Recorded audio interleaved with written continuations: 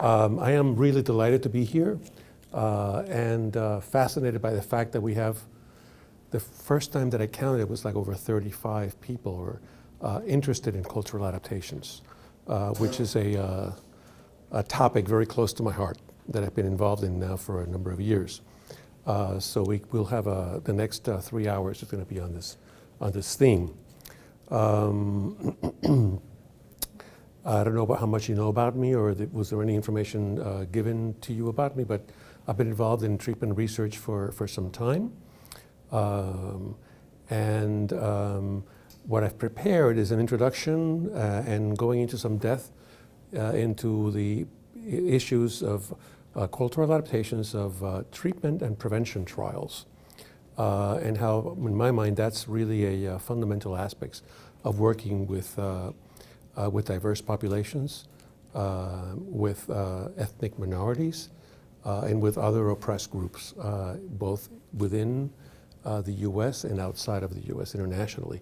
I think it comes out of a multicultural movement that developed and also called the fourth movement of psychology, when we began to challenge whether the notions, the concepts, the treatments that were being developed had been tested in regular mainstream populations in the U.S., weren't working really in other places, in other parts of the U.S., never mind the rest of the world. So we'll be talking quite a bit about this. So these are the learning objectives for the workshop, which is to summarize the basic arguments for and against cultural adaptations of psychotherapy, with what I call ethnocultural groups, because we were sort of leaving behind the term ethnic minorities.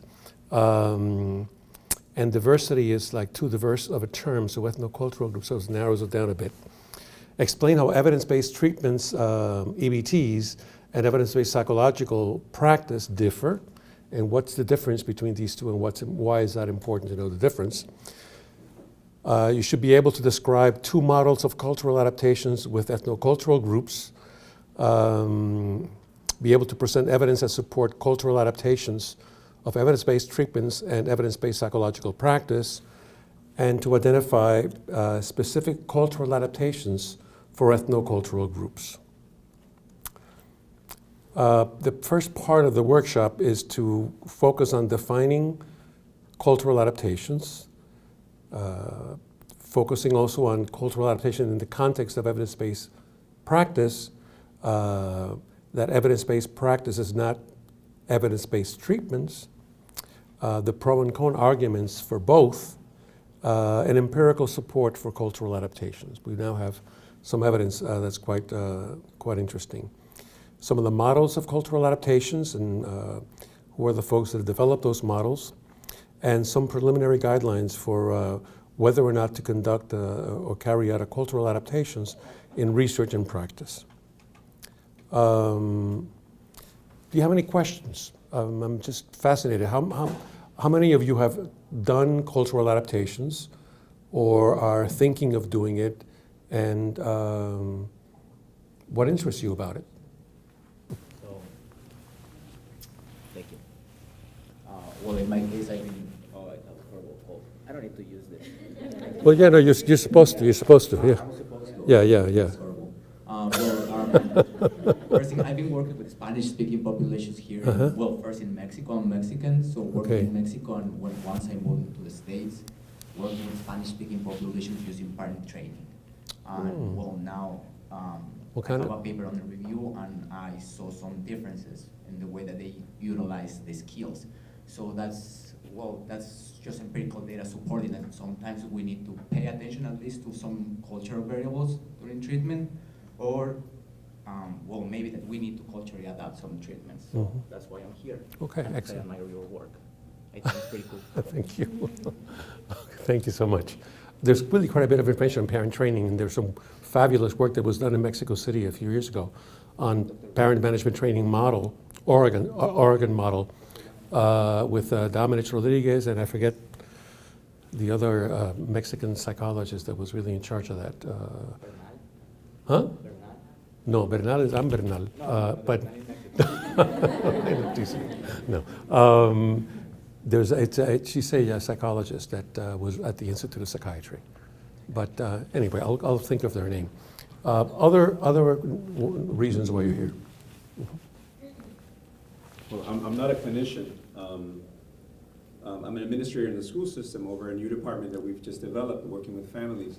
What I do find interesting of the whole area of competency, of cultural competency and working with families is that there's all these assumptions that are made and these generalizations that we make about dealing with, let's say the Latino, specifically Latino families, completely different families. If you go to Texas, you're gonna have a completely different Latino situation. If you go to New York, you have different, and Miami has its own unique, we've been working in Miami, or a big school system, we have a completely unique way of seeing things. And if we don't take that into consideration, everything that we assume can be completely wrong. And especially in the area of therapy, in the area of, we just can't assume anything. Working with, in Miami, you can work in any given school with 20 different Latino cultures, subcultures. So it's not an assumption, even the language, the vocabulary, the accents, the way that families see each other, the family dynamics. So it's very important. It's a very important topic. That's why we're here. So thank you. Thank you. Anyone else would like to share something of this nature? Not okay. Let's move. I'm going to be asking you things because I want this to be an interactive in a workshop. A systematic modification. Systematic modification. That's not coincidence that that's there. It's a systematic modification because we think about it, we review it, we study it, we document the modification, and we do this in a systematic way by examining the treatment protocol. So we're doing a systematic modification of an evidence-based treatment. That means that there is a protocol that's been developed, and we want to see whether this protocol also applies to other groups, and what are the kinds of modifications that need to be made for that protocol. And we would go through the manual or the outline or whatever form the protocol is to consider changes and debate about those changes that may need to be made to that protocol. To consider language, culture, context in such a way that it's compatible with the client's cultural patterns, meanings, and values. So this is an adaptation that we document, that we incorporate in the new manual, and that we know what it is that has been changed and why it has been changed. And that gets incorporated into the new manual that then becomes culturally adapted. We'll be talking about the cultural patterns, the meanings, and the values really throughout the whole afternoon. So there are different types of adaptations. It's really interesting because in the field at first, maybe 15 years ago, you have people do, CBT for depression, and it works very well with X population. And then they move on and say, well, we did it with men, or we did it with women, adults. Now let's do it with, let's adapt it for kids. And so you get an adaptation, a developmental adaptation. And for different ages. But when we talk about, well, let's do it for another population and for another culture, then you have all this resistance. Well, why are you changing the treatment? You're changing the protocol. It's not, why you're introducing these kind of strange things into the treatment to consider culture and consider language. And language is, in my mind, fascinating because there's so many subtleties in the language that you can play with in different languages. I only know Spanish, English. I'm trying to learn a little bit of German now, and I'm tinkering or playing with other languages. But just the term to be, the verb to be. In English, you are or you aren't. You are schizophrenic. You are depressed. And that's just a static situation. In Spanish, you have two forms of the verb to be. You have estar, and you have soy. You would have to say, soy un deprimido. I am a depressed person. Or you could say, estoy deprimido. Stoy is great because it's conditional. You can be depressed now, you don't have to be depressed later. It's not a trait. Whereas in English, you only have that. So one could play all these kinds of things. And give you some examples later. Values, beliefs, and customs.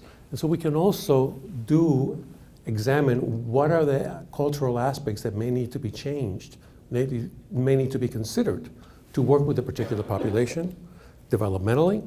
In fact, I don't know whether I mentioned that what happened earlier with the treatment of depression was that we had all these great manuals to treat depression with adults. And then, well, we can do CBT with kids. But it was just done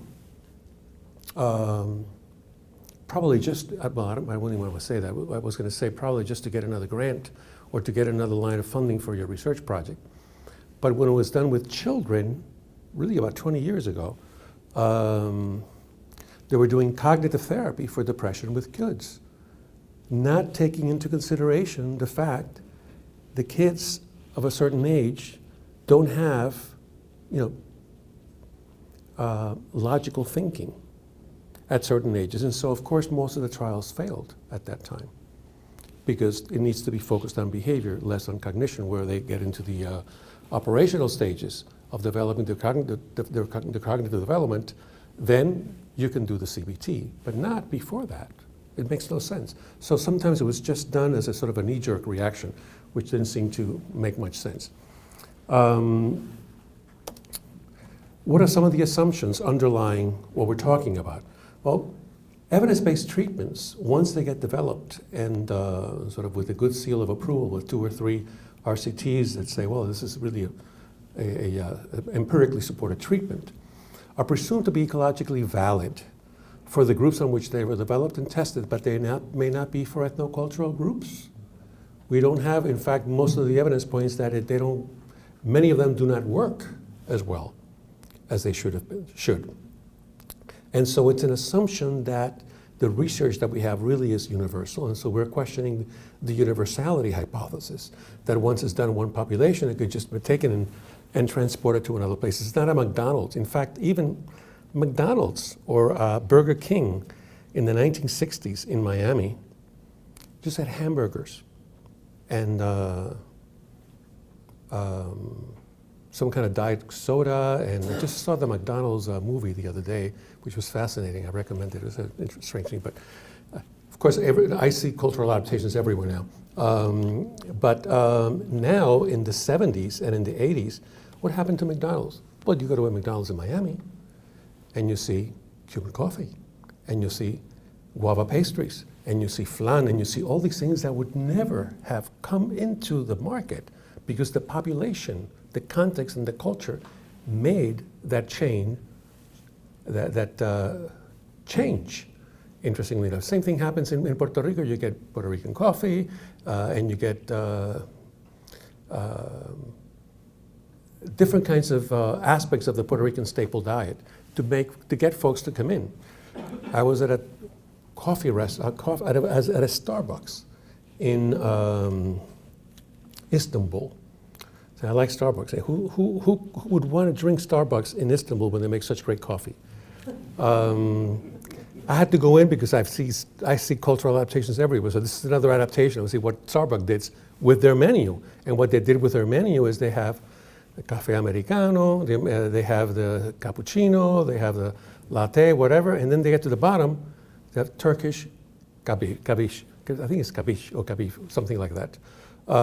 They included the Turkish elements to get the Turks into drinking Starbucks. So they're adapting. Adaptation is just about everywhere. So psychotherapy is presumed to be a cultural phenomenon. And that's one of the assumptions, that psychotherapy is not a static thing.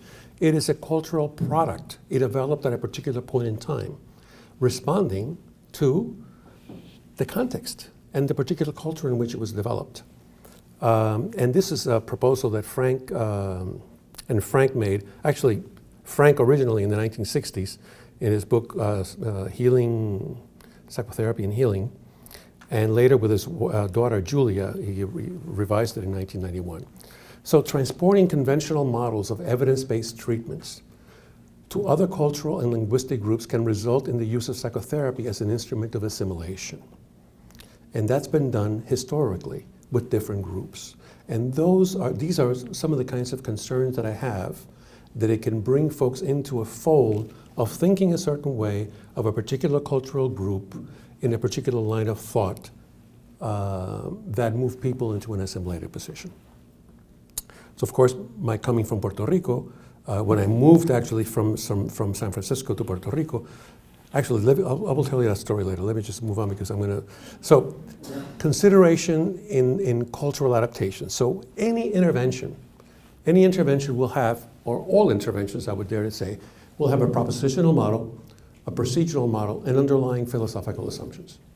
What's the propositional model? The propositional model is your theory of change, what it is presumed by the investigator to be essential that will make this person, help this person change, will be the key ingredient of change.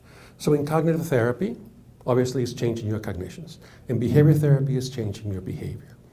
In parent training, Oregon style, the work in that group originally was focused on the coercive process.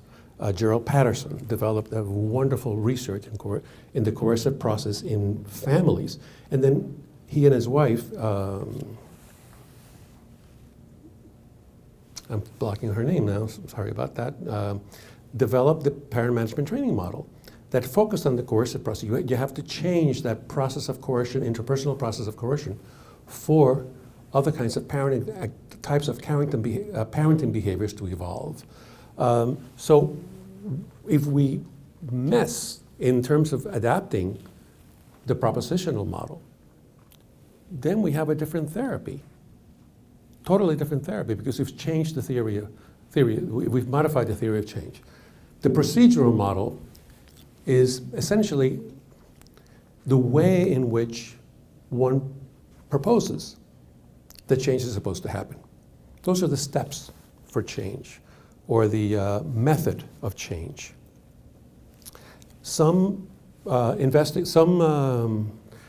the folks that have developed treatment projects say, well, you know, you've got these key components, and these key components have to go in this sequence, and you can't mess with that sequence. That sequence cannot be done any other way, should not be done because it's not going to work otherwise. And so you have the key components of the procedural model.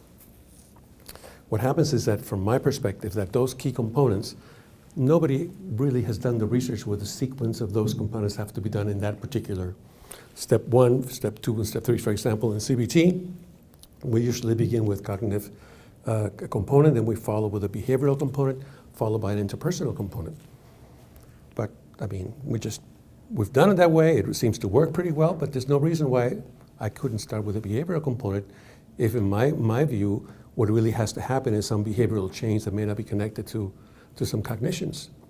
And maybe the behavioral will change the conditions that happens in behavioral activation. In interpersonal psychotherapy, you have 4 stages, or 3 stages. 3 stages. You have the stage in which you evaluate the interpersonal problem, and you identify whether it's an interpersonal deficit, or there's an issue of loss in your life, or in the adolescent's life, where you're dealing with that loss, and that's an interpersonal issue. So you identify the interpersonal aspect, or there are other kinds of problems related to interpersonal considerations, and you identify that and you begin to work. So it's somewhat more flexible. Then you go on through a working through process, and then you have a closing phase in which you work with the person in terms of the loss of the therapy relationship, and how that may be important to talk about and to discuss, so that they can continue working on what they learned in therapy. So in many prevention intervention, when you mess with the sequencing, you said you can't do that, but in my mind, what generally it's connected to that is less a science approach and more a concern about my maintaining the integrity of the intervention but not necessarily because there's evidence that supports the integrity of the intervention in that particular sequencing, but perhaps because I don't want anyone else to mess with the way we're doing it, in part because I may have rights to that protocol, and I don't want that protocol to be changed in its sequence, and I want to reproduce it and market it for the profit motive that may be involved. The underlying philosophical assumptions has to do with what's at the root of how I see the world. How do I envision the world? What is the cosmology? The cosmological aspect of my point of view, the ontological aspects, what are things made of? Are things made of spirit and matter, or the interaction between spirit and, what are the philosophical assumptions that really are underlying these interventions? And when we look at those philosophical assumptions, then we may be able to get a better sense of what are the kind of the concepts that we're using in our therapy, and whether it makes sense for our client or not. And we'll be talking a little bit more about that in greater detail. And what are the philosophical implications of ontology, cosmology, and epistemology.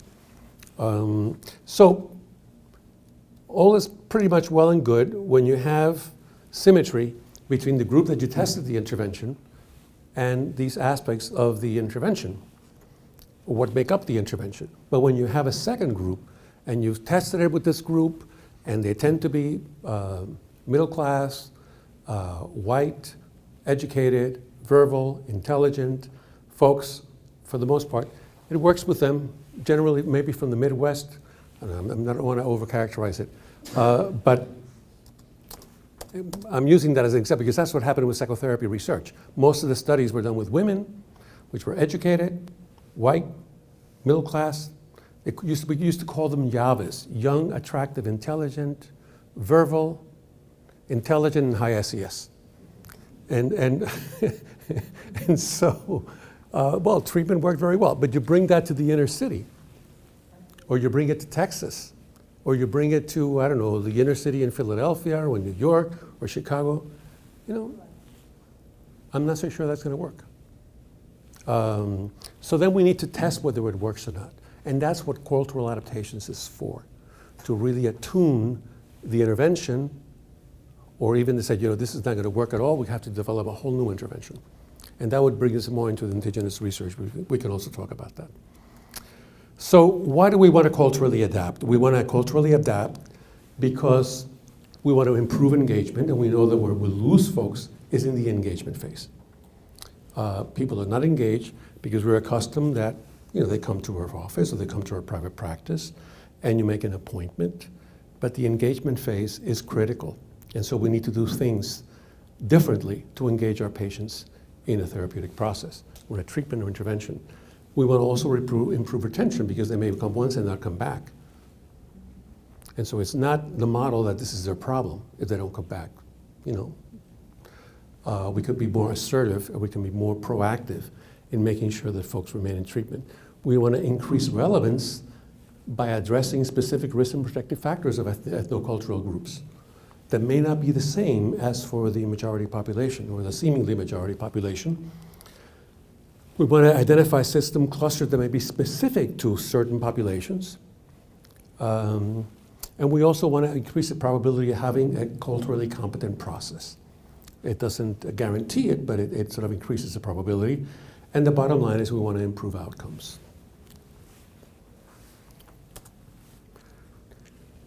Now, I have a whole other presentation on the history of cultural adaptations because my position is that we actually have been culturally adapting therapy all along. But that's another talk. We've moved in terms of adaptations from structure.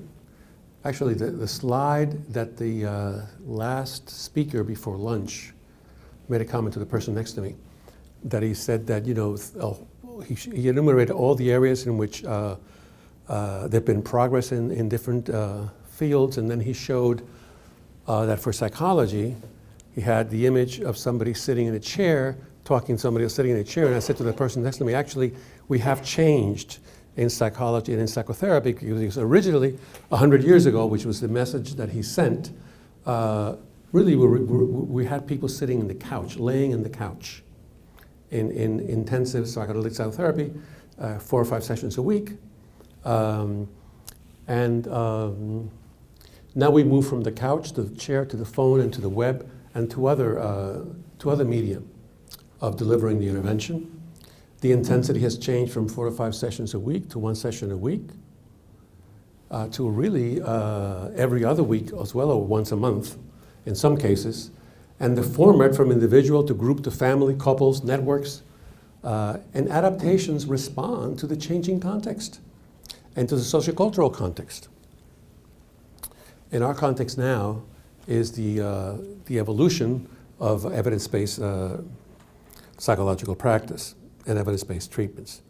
So evidence-based practice in psychology is the integration, this is the basic definition of the best available research paired or connected to clinical expertise in the context of considering the patient's characteristics, culture, and preferences. So that's basically the key idea. And you have essentially, well, we want to consider the research.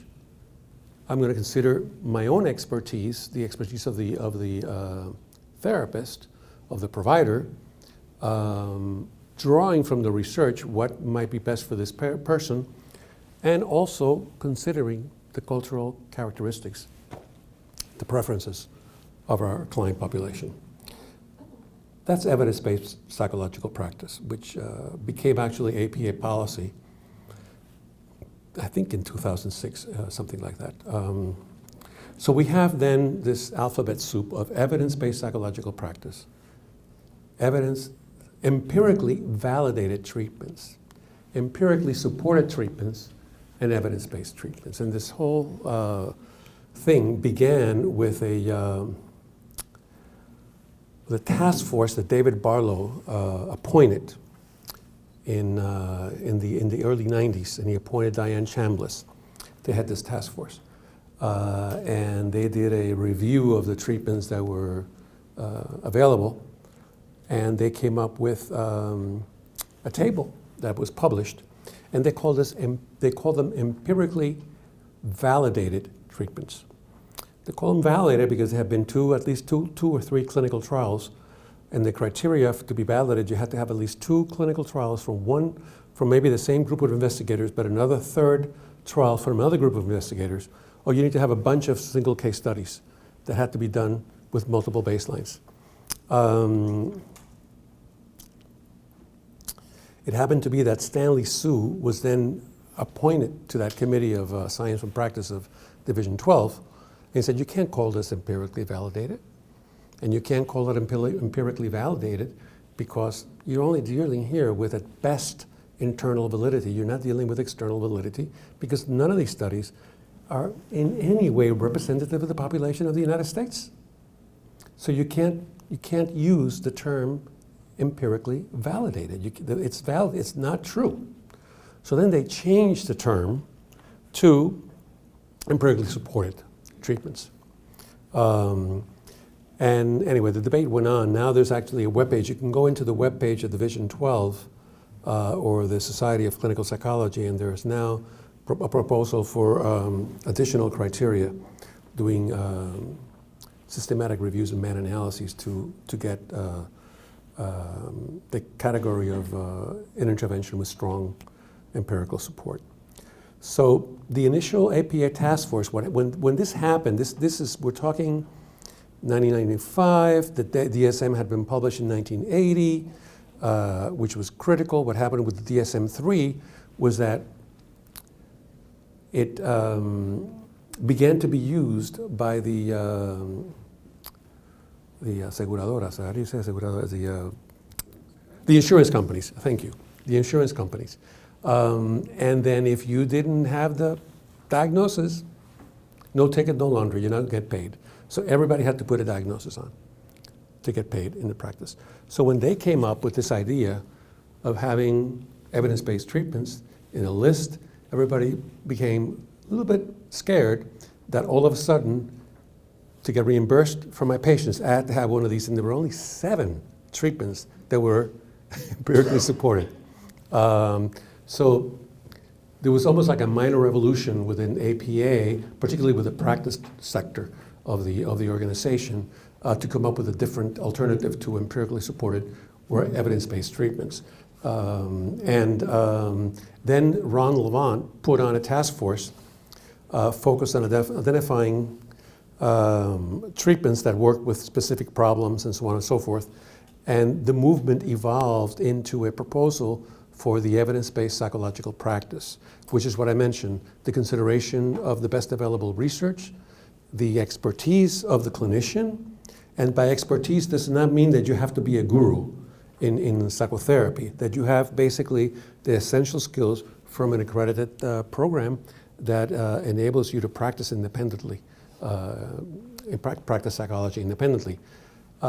Connected to the characteristics, the preferences, the values, and the context of one's patients, okay? So let's move now to the arguments pro and con of for cultural adaptations.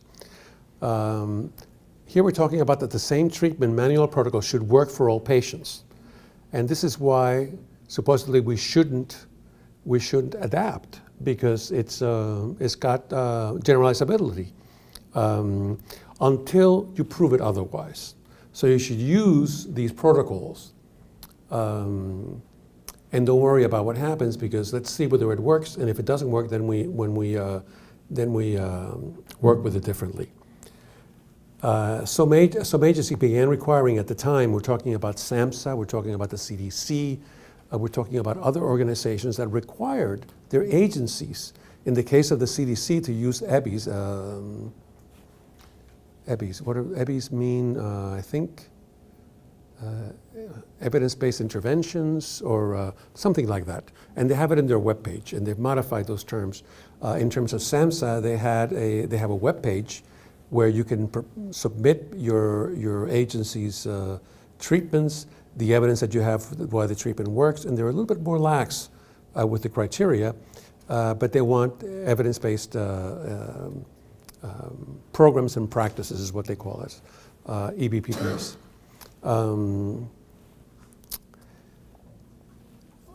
Other arguments against cultural adaptations is the universality argument. They're probably effective with other ethnic groups, similarities in human behaviors across groups, and data reveal few ethnic differences in psychopathology.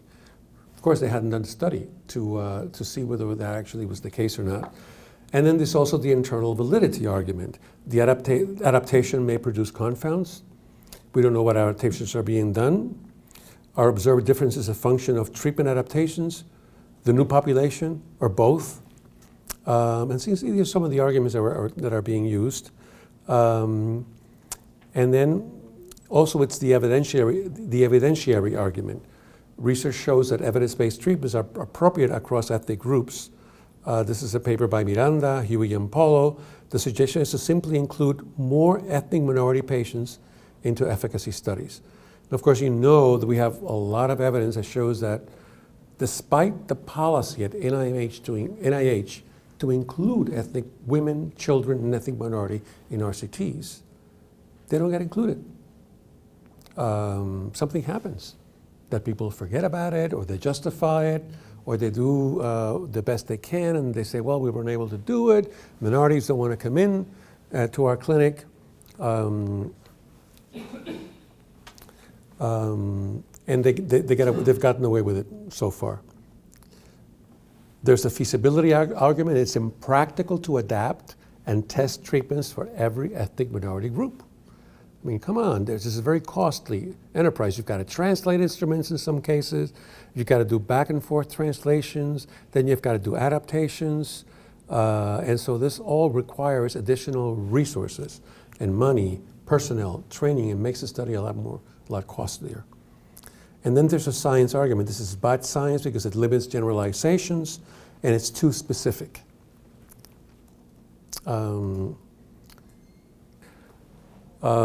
What do you think of these arguments? You're obviously a biased group because you're here about cultural adaptation, so. Any ridiculous? Okay. Okay, arguments in favor of cultural adaptations. Well, we have the singularity specificity argument. Treatments need to be made specific to culture, to the culture of the group, and to the context of the group.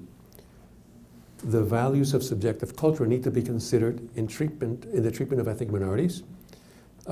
Three common constructs are found generally to differentiate ethnic minorities from majority populations, and this is the notion of interdependence. Interdependence, that we're sort of we're interconnected. We're not these independent beings that can sort of function autonomously, but that we're connected to one another, we're connected to our families, we're connected to our community. So that interconnectivity is a value and is a construct that it's very critical to have in mind when working with our populations. The notion of spirituality. Spirituality was basically eliminated from psychology. And because you get into religion, you know, that kind of stuff, but spirituality is not religion, really. It is something else. We'll talk a little more about spirituality later on. And the other is discrimination. The experience of discrimination, never mind oppression, never mind historical processes that occurred with specific and major population groups in the United States, beginning with the Native Americans, with whom genocide was practiced upon, the African American community, who were brought as slaves to the United States. We have, you know, horrible conditions that occurred with these groups. Then you have, and it's not a coincidence that we have Native Americans, African Americans, we have Mexican Americans, Puerto Ricans in the United States, and that's a conquered group with the so-called Spanish-American War. The U.S. invaded Cuba, Puerto Rico, Guam, the Philippines, forget what other country, and so they became conquered people. Mexican Americans, of course, with the Mexican-American War, under the mantle of manifest destiny, you have a situation which was actually developed by Monroe, forget his first name, the Monroe Doctrine, espoused manifest destiny, and originally it was to protect the fledgling republics that had gained its independence from Spain and from the colonial powers, and to protect them, but that became the excuse to then expand to the West Coast, and as a God-given right, obtain the peoples that live in the West Coast, and acquire them and their property. That's a different thing. That's when you've either been subjected to genocide, slavery, or conquest. We're not talking about immigrants here. We're not talking about, it's a different category of a situation. So I think that context we need to have it clear in our minds in terms of what we're talking about and who we're talking about. The external validity argument, we have most ESTs, empirically supported treatments, and evidence-based treatments are conducted with white, educated, verbal, middle-class patients and may not generalize to ethnic minority and third world populations and communities. That's another key argument here. And the argument for cultural, we have the evidentiary argument. This is Maggie Alegria and Tom McGuire, that if there are systematic differences, and they were able to document this in this beautiful paper, in the empirical connection between symptoms and disorders by race, ethnicity, and other factors, then failing to take this into account will result in more diagnostic and treatment referral errors from minority populations, contributing to disparities in service and outcomes. So we have major differences here that they point to that makes us think that social, cultural, and contextual factors mediate the relationship between disorders and symptoms, that we need more research in that area. Fortunately, the NIMHD, the National Institute of Minority Health and Health Disparities, is moving forward in identifying some of these, along with the National Comorbidity Survey. So they say we need to rethink the notion of universality and of the framework of universality. It may not be operating as we assume it is. Another argument for cultural adaptations is the clinical literature on culture, race, and ethnicity. There are few efficacy studies to guide treatments and research with ethnic minorities. There are more now, actually. There's a wonderful literature that evolved, that was developed by Stanley Su and his colleagues on ethnic matching. They found when you, and these were not RCTs, these were done basically population studies or studies of folks in mental health clinics, and they looked at when there was a therapist that matched culturally and ethnically or linguistically with their patients. And when you have that kind of matching, you have better outcomes. Studies on service utilization, treatment preference, and health beliefs suggest that ethnic minorities may respond differently to psychotherapy. And that we know by many studies. Oops. Okay. And then we have the feasibility practicality arguments. We have demographics, we have engagement, we have sustainability, and we have relevance. First, well, maybe there'll be a reversal on this, okay? Because they're thinking of building a wall, and they're putting sort of heavy restrictions on immigrants and throwing people out of the country. So, but nevertheless, I think even with the wall, what else? Racial and ethnic minorities will soon be the numerical majority. I think that's part of the issue at hand, that in some parts of the US, folks are losing political power. And there was a clear backlash in the last election. Sorry for the editorial. The issue of engagement is critical. So culturally adapted, empirically supported therapies is a practical way of engaging minorities and retaining them in treatment. The sustainability issue is also important. More likely to remain in treatment and to stay in treatment where there's cultural congruence and community involvement that help in carrying out the adaptations. And also it's the issue of relevance. ESTs without culture are not likely to be relevant to minority patients. It's simple as that. Or with the language. And then finally, there's the science argument. Ethnic science is good science. This was actually said by Stanley Su. I don't know why. Oh, he's here, okay. Will enable tests of efficacy with other groups and will help us evaluate the degree of generalizability between empirically supported treatments and evidence-based treatments. And it'll help us test for moderators and mediators, and will be a test of the theory itself. So as Stanley Su says, ethnicity should not be treated as a nuisance variable, which is what's happened historically. He said, well, we don't want to deal with that because it's going to mess things up, and it's really a bother. Understanding ethnic differences is not only helpful to ethnic groups, it is good science, good for science. The United States is one of the most diverse societies in the world. Why not take advantage of that fact by promoting external validity and by testing the generality of theories? Okay? So, any questions about this? You're clear about the arguments for and against?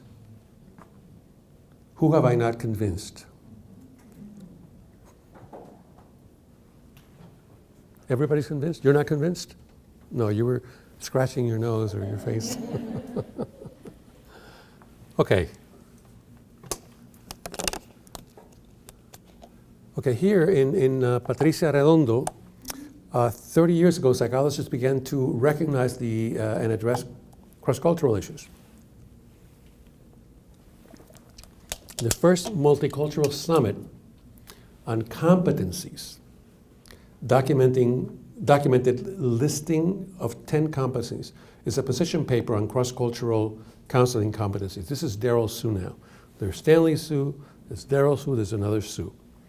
There are models and specific guidelines for the inclusion of cultural processes in clinical practice were proposed, particularly from the family therapy literature. In fact, in 1982, I think, 1982, McGoldrick, Pierce, and Giordano published a wonderful book on ethnicity and family therapy. And they really broke new ground in helping us think about ethnicity and culture in the context of families. And that's where you find them. And that book in '82 was a beautiful piece and an important contribution. They kept re-editing and sort of getting new editions of that ethnicity and family therapy, which I recommend to all of you. So where do we go from here? We have a lot of information on clinical practice and the issue of how to adapt or tailor therapy to patients' cultural as well to other individual characteristics. So we have the educational level, we have a developmental stage, we have diagnosis, sexual orientation, among others. And professional expectations has also shifted. We've moved from towards multicultural education, training, research, and practice guidelines. We have really a lot of resources here. We have graduate training programs that have incorporated cultural competence as a necessary clinical skills. What is cultural competence? So we're hanging up the gloves for now. There's also quite a bit more evidence than there was before. And now we're going to shift to models of cultural adaptations. Okay? I only have a few, but there are actually quite more. So this mandala doesn't look as good as it looks in my computer, but I think the lights would need to be dimmed a bit. So these adaptations vary in terms of the scope of the adaptation, the depth, the breadth. We have one that's framed as the multidimensional model of understanding culturally responsive psychotherapies by Joan Cos Chioino and Vargas. They published that in a book published by Josie Bass in 1992. There's the ecological validity framework that I published in 1995 with Bonilla and Bellido. There's a cultural sensitivity framework published in 2002.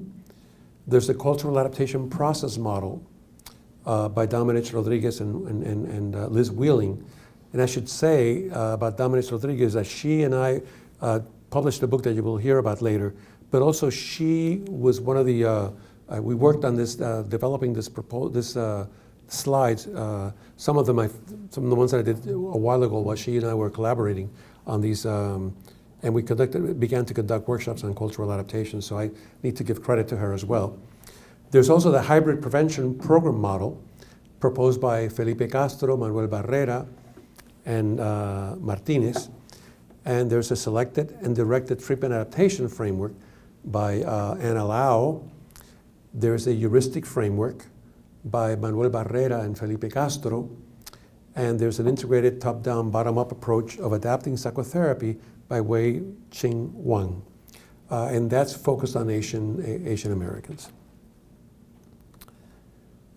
Here I'm going to talk briefly about the ecological validity model, the one that I developed, which is basically a content model. And we look at the language of the adaptation, the language of the protocol, the language of the intervention.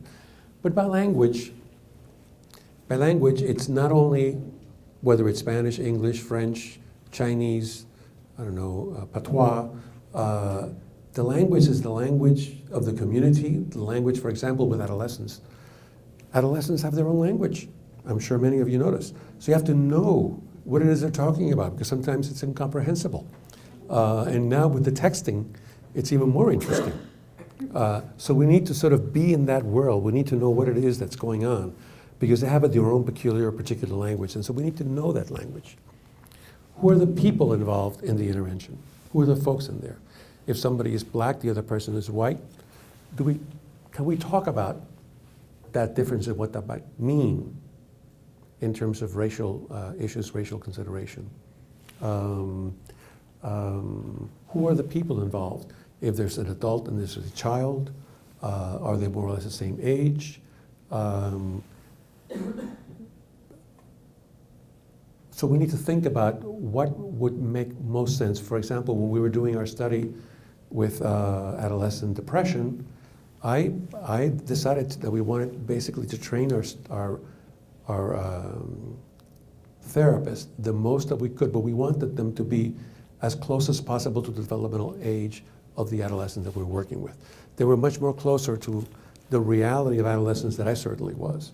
So I wanted them as young as possible, but as much so they were graduate students that had done through clinical practice training, through training in learning, the practicums that you have in clinical psychology programs, but also knowledgeable about CBT, in this case, or interpersonal psychotherapy, but that they were as much closely matched to the population that we could get them in terms of age-wise. What are the metaphors? The metaphors are beautiful. I mean, the metaphors are embedded in many of these protocols. And then what's the message that the metaphor provides? Can we sort of unpack that? Can we sort of change it, modify it so that it makes more sense to the population that we're working with? And so we need to be sort of conscious of what are those metaphors and sensitive to that. What's the context? Mm-hmm. Is the context important? About language, I forgot to mention, in some cases, we have, working with families, the parents speaking in Spanish and the kids speaking in English. And so we need to know both languages. And which language do you support? Do you support the English? Do you support the Spanish? In which language do you do the therapy? What makes most sense? I was just blown away by, I was watching, I'm doing now supervision. I haven't written this paper up yet, but it was a supervision that came about in a strange kind of way. Because you usually do supervision through the observation, the one-way mirror, and I'm at the other side, but then the intercom was damaged. The air conditioning wasn't working. There's no way, this is Puerto Rico, so there's no way you could work with that. But I said, I have to see this case. I don't care what it is. We have to see this case. You have to cite, you have to citar. You have to get an appointment. I need to see this. You can't see this case without me at the other side looking at it.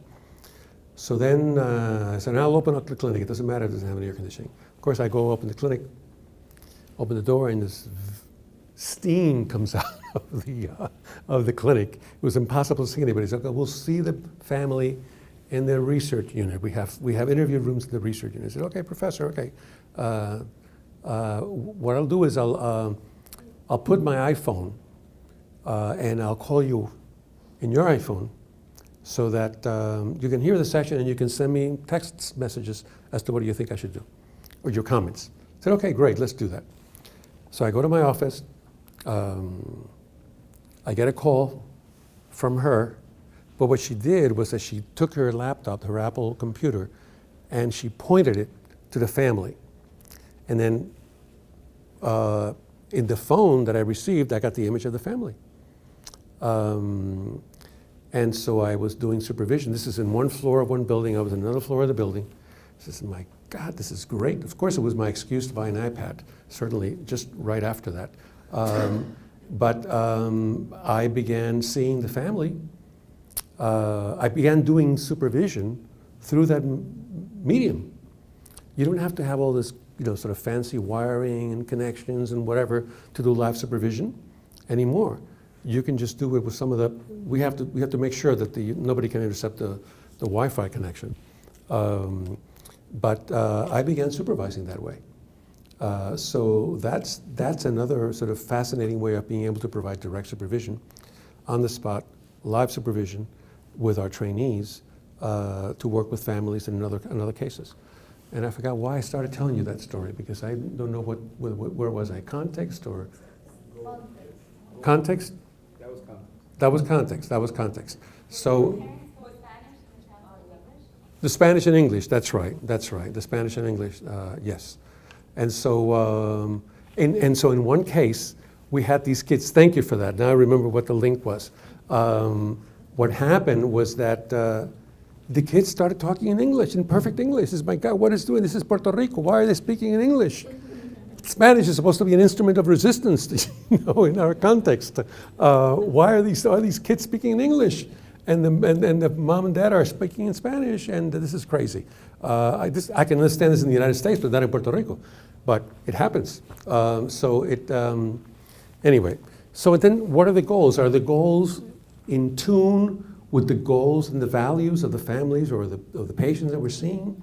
Are they connected? Do they make sense? Are they relevant to those? Do they participate in setting these goals? Content. What are folks, what is the content of the intervention, and do they participate in that? Is it explained? And sometimes, in fact, doing sort of mini psychoeducation sessions with families makes a lot of sense because it prepares them in terms of what to expect. What are the methods? Are folks in agreement? Are our families, our patients in agreement with the methods that we're using? Did they participate in sort of deciding about those methods? Did those methods of doing therapy, the procedures of doing therapy, make sense to them? Can they be part of that? And then finally, concepts. Concepts are these ideas, these concepts that we use in therapy that we sometimes just take them for granted and have important implications. And we'll be talking about some of these concepts more later on, particularly in terms of one that's used quite a bit, which is the notion of the self, and how we use the notion of the self in different treatments. And there are many other concepts that we could pick. Here's another model. This is by Melody Dominguez Rodriguez, and she does a process model. She has an early phase that determines about the issue of involving folks from the community to collaborate in the adaptation. So they're part of it, and there's buy-in from the community or the service providers, or you begin to adapt and you bring the collaborators and key community leaders to assess and to help in developing that. We've done it with family members to bring them in and ask them, well, your kid has been in therapy. We want to know what you think. What do you think we could be doing better, and what we need to change in this protocol, or bring in adaptation specialists. So these and it goes through different phases: setting the stage, the initial adaptation, also bringing in a lot of community participation, bringing on the participants in some cases to serve as informants to the adaptation. Okay.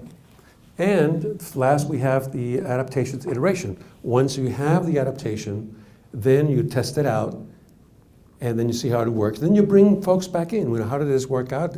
What do you think about it? What could we do to make this better or change it, etc. Okay. I'm going to go quickly through this. This is the Psychotherapy Adaptation Modification Framework, which is a top-down one. This is done by Wei-Ching Wan, and then also the bottom-up approach. And he's used it with Asian Americans, and it seems to work very well. The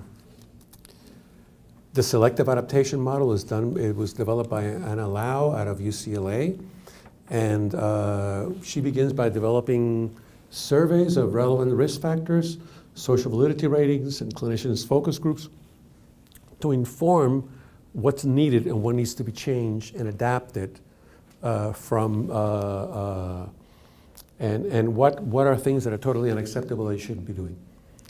Then she moved to another part, which is adapting the protocol, targeting contextual factors, and perhaps developing new sessions, and then enhancing acceptability through a treatment process, and then test the adaptation, usually with a control group. This is another variant of the Selective Adaptation Framework, where you wind up with hopefully greater engagement and greater enhanced outcomes. You can either augment the intervention or you can intensify the intervention. This is really nicely done by Anna. This is the Heuristic Framework by Barrera and Castro, which has an engagement phase, an action theory phase or part, and then outcomes in the conceptual theory. I'm going to leave it at that because I'm worried about the time.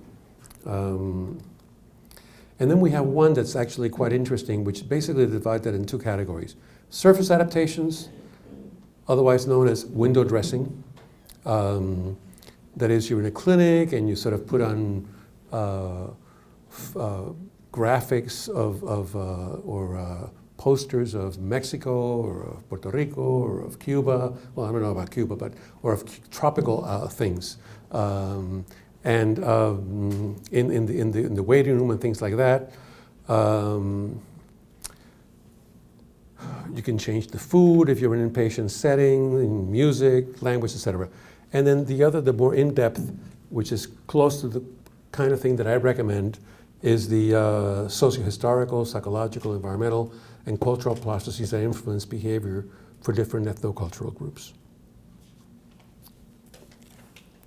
And then Alejandro Iterian and Diaz Martinez, they propose a treatment of depression for Latino recent immigrants. They focus on these aspects where they get very, very, very specific in terms of the use of CBT and their conceptualization of CBT for Latinos, depressed Latinos. What are the commonalities among these frameworks? Okay. Well, they're all, it's a conceptual frame, which is helpful because it can help organize our thinking, it can help organize how we go about doing an adaptation. There's a systematic process that one follows, that one documents, and then we can include either in our paper or in a report or in some way document what it is that we did that made it different. And remember, are we tinkering with the propositional model, or are we doing changes that have to do with the way in which we conduct the intervention and the form of the intervention? So if we're not tinkering with the procedural, the propositional, the theory of change, then we're okay. We're not really changing an essential component of the intervention. Okay? There's a focus on ecological validity by all of these frameworks. There are actually many more. There's several more. On contextualizing the treatment to a cultural group, the goal of enhancing engagement and outcomes. And there are many different, multiple and flexible methods to gather information. So we're using really pluralistic methodologies, quantitative, qualitative, surveys, you name it, to help us inform and make this intervention even better. And we also address fidelity, that tension between fidelity and adaptation, and we address it by documenting what we do and being clear that we're not, if we do change the propositional model, then we have a new treatment, and we have to call it that. But if we don't, then we have a cultural adaptation of an existing treatment. And that's part of the debate that we've had with the fidelity adaptation tension. So cultural competence. Cultural competence is not cultural adaptation. Cultural adaptation is really tied to treatment protocols. Cultural competence is you and I. We'll say we're not a protocol, we're people. And so it's specific to provider practices, to therapeutic practices, to the kinds of things that I do in the process of carrying out a therapy. And so what are these provider practices that are now discussed or talked about? Well, what's the evidence of research? We have research evidence, we have cultural competence, and we have cultural adaptation. And so here we have, with competence, before we had cultural, this is a really interesting sort of like, before we were talking about cultural competence, what we were talking about, believe it or not, was cultural sensitivity, which I hated that term, because we had all these sensitivity trainings, and you had to be sensitive, and it was good. Sensitivity is good, it's cool, okay? But what happened, that became like a movement of all these people that were doing all these really interesting sensitivity sessions and charging pretty good money for it. But it was not clear whether they really could work with different populations as they should. And so then a number of folks, particularly with the multicultural community or the ethnic racial minority communities, began to question the issue of, hey, we have to go beyond this and debunk this because it's not working. And we need to come up with something different. And the difference was that we needed to incorporate skills. What are the skills that the person has? So cultural competence is made up of skills, of knowledge, and of awareness. And these three elements, there's a wonderful article by Stanley Su in 1998 issue of the American Psychologist that he talks about in search of cultural competence. By in search of cultural competence, we're talking about, it's not that I'm not, who the hell is competent? Who is culturally, nobody's culturally competent, I mean, really. To critique now the notion of cultural competence. Because, I mean, I prefer another term which is considered as cultural humility. I'd rather put myself in the position of learning from my patients than to assume the position of being competent. So I worry about the term competence as well. But Stanley came out with this paper in search of cultural competence because it was a search. It's not an end in of itself. It's always a process because I'm always learning something new from my patients or from the families that I work with. But the good thing about bringing skills, knowledge, and awareness is that he described it as a process, and a process where there's always a scientific aspect of it. Is there something cultural going on in here? And how do I know whether there is or there isn't? And so we're always interrogating ourselves as to what it is that may be happening there. So that's cultural competence. We've talked about cultural adaptation, which is the underlying assumptions, the theory of change, and the specific intervention that may be involved, and the research evidence. So we want to integrate the best available research with clinical expertise, patient characteristics, culture, and preference.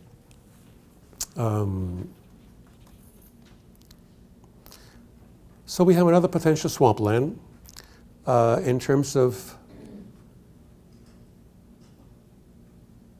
what do we use? Cultural competent, sensitive, responsive, culturally attuned, culturally informed, culturally appropriate. We have all these, the cultural whatever, the skill or the label. There's about 15 of them. I didn't even put all of them down.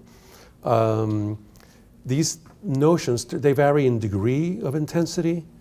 They all have in common the consideration of culture and language-related issues to psychological interventions. Culturally centered is another way to frame it. Was used in the guidelines of multicultural education, training, and practice in organizational change for psychologists. The recognition that all individuals, including psychologists, are influenced by a different context, including historical, ecological, sociopolitical, and disciplinary. That is, to our discipline. So, we have intervention, we have the interventionist, and we have the client. So the intervention really ought to be on target. It should be evidence-based, it should be culturally adapted. Is what we recommend. That's for the intervention itself. It's like the protocol. And that hopefully we're trained well with that protocol. The interventionist should have general competence, competence in evidence-based psychological practice, and, for example, infidelity. Is this being conducted in a way that there's a high degree of fidelity in the way that the intervention is being administered or given? And the person we would expect is culturally competent, would hope. We will want to ensure that there's competence there. And then the client, we need to consider the characteristics of the client, demographic, personal, the culture, and the preferences. That's like the overall big picture, if you will. Guidelines for cultural adaptations, we have education guidelines, we have general guidelines, and we have specific guidelines.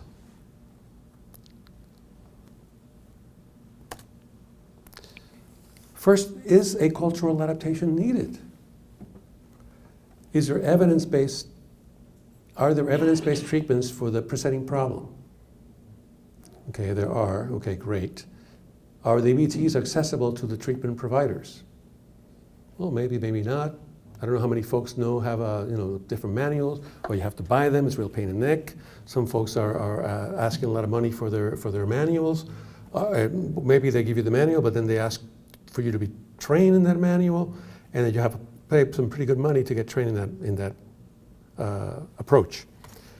Okay, so does the evidence-based treatment target the appropriate mechanism for good outcomes in the population of interest?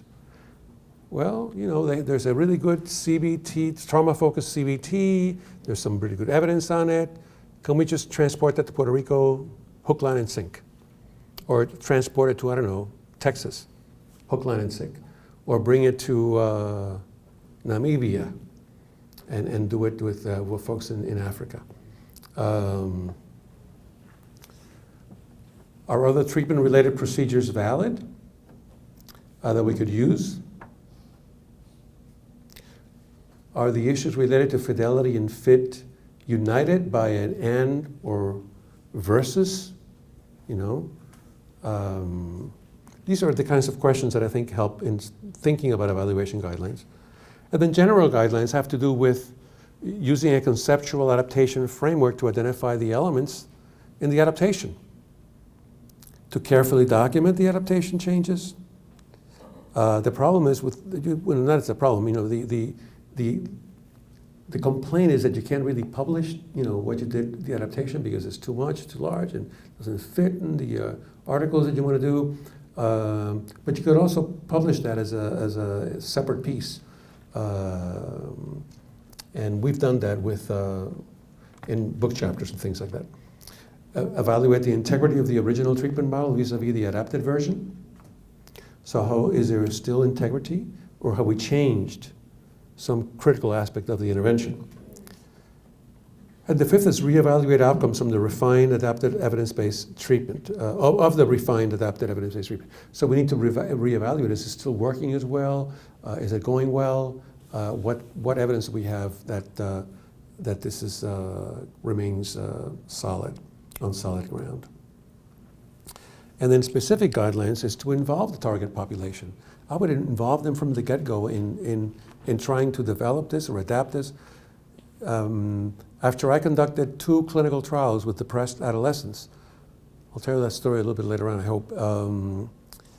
We decided we were going to put in a large R01 into a project, and we decided that, well, it might be a good idea to talk to the patients that we've been treating in the first 2 RCTs to see what this was like for them. So we invited the parents to get involved with us to participate in focus groups, and we invited the adolescents to participate in focus groups. And interestingly enough, so we asked the adolescents, basically simple focus group questions. What do you remember happened in therapy, and what do you like about it? What didn't you like about it? And the folks that had been involved in CBT said, well, it was very good. I enjoyed it. And what do you remember of it? What happened? Well, I remembered that I learned to identify this form of thinking that wasn't helping me. I learned they could specify particular kinds of things of the therapy. When we asked the folks in IPT, interpersonal psychotherapy, what did you remember? This is, well, we talked a lot, and we talked about this, that, and the other, but what did you talk about? They could not identify specific things that seemed that the therapy helped them, but they couldn't identify what helped them in the therapy. Then I began to get a little bit concerned about what happened in the therapy and how did it go, and I began to have my doubts about it because they couldn't identify something. But we used their input for the next study. We also asked the parents. Said, well, you've been coming here and you come into the clinic and you wait.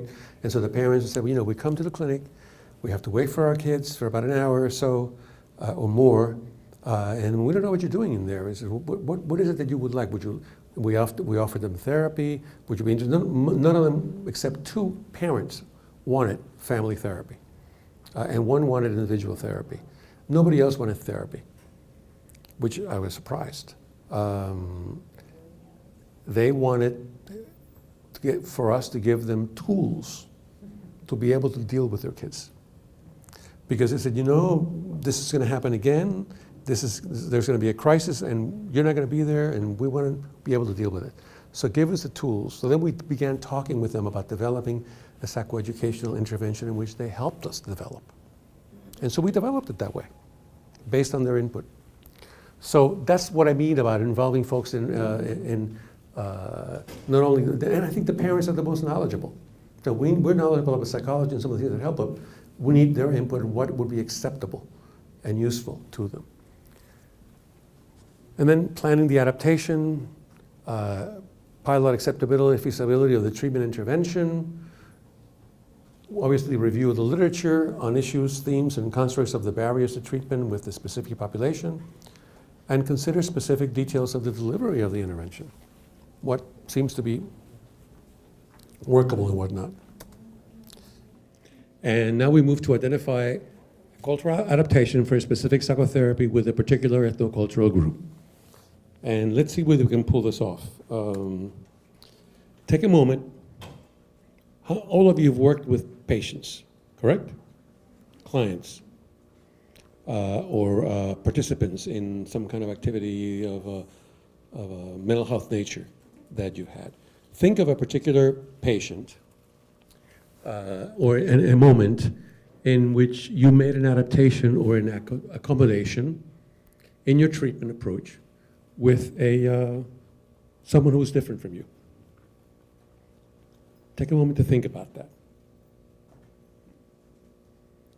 And try to sort of focus on who this person is or was and what was going on that either made you think of something that needed to be done differently.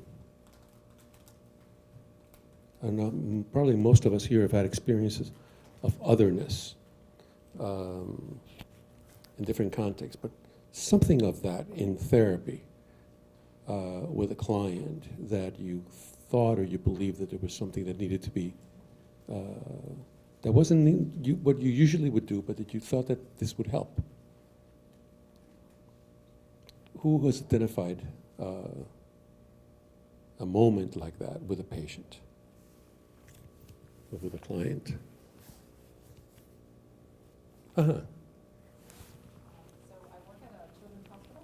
We do pediatric psychology, so we work with chronically. Everyone hear me? No. No, we need because we need to record it. With chronically ill children. Could, So yes. One of the areas that I do most work with is diabetes. So I see every nuance of diabetes case in the hospital. Mm-hmm. And normally the concern is whether or not they're going to adjust to their diagnosis, if the parents are going to know what to do when they go back into school. And in our hospital, we see multi-generational families. So Wow. you had to also do a consult with the abuela and the consult with the tia and the consult with the sibling. And so one of these areas is you're supposed to assess whether or not they're going to do what the doctor wants them to do, which is check their blood sugar and check their carbs and stuff. So in this case, the grandmother's biggest concern was whether or not she can make her a flan. Because that's how she fed her. And so it was all about food. And so another doctor thought, oh, that's ridiculous. Why is she so worried about food? And we have to really adjust what they're going to be doing. So in this case, we basically readjusted and said, no, flan is important to them. So we found a sugar-free recipe and kind of led her through that and incorporated the siblings and the grandparents and everybody who was in the room. And sometimes there's 10 people in the hospital room. So that's one of the areas that we use. Adaptations. Well, that's actually fabulous. I actually want that recipe, the sugar-free recipe for the flan. Is the flan any good? No? No, teasing you. Without sugar. What about the syrup? What about the caramel? Yeah, I don't know which, they use something else. They use something else? All right. Maple, so like the taste was different. Yeah, no, that's great, but that's when you said that immediately, I'm sort of anti-carb, so I like do like 6 carb cheesecakes and stuff like that.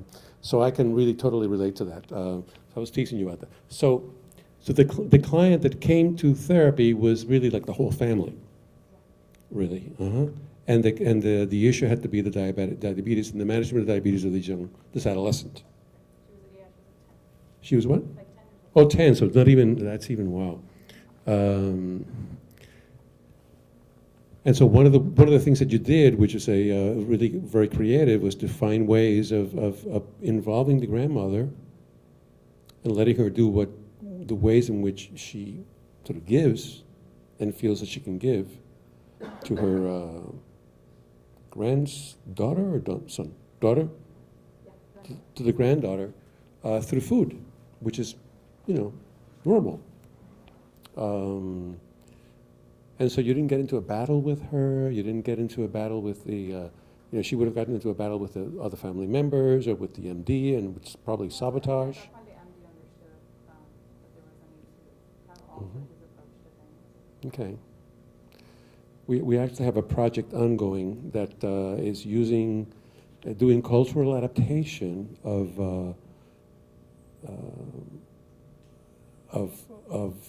CBT, of the culture of that, the CBT, but using it with kids that have diabetes and depression, and then how to incorporate and make changes in the protocol to include the management of with medical outcomes as well, not just depression outcome, but also medical outcomes.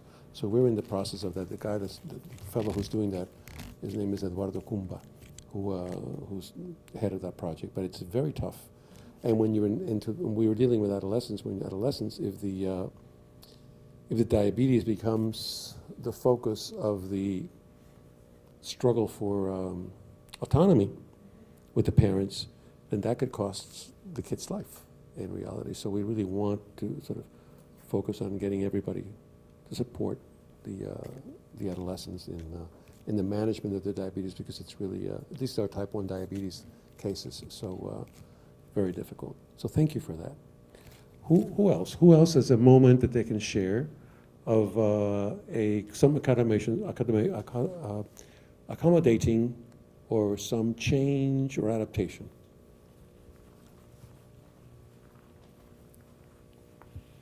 So for me, it was more of an issue of language. So I was assessing a child for ADHD for one of our programs, and the grandmother was from Africa, so she was first generation.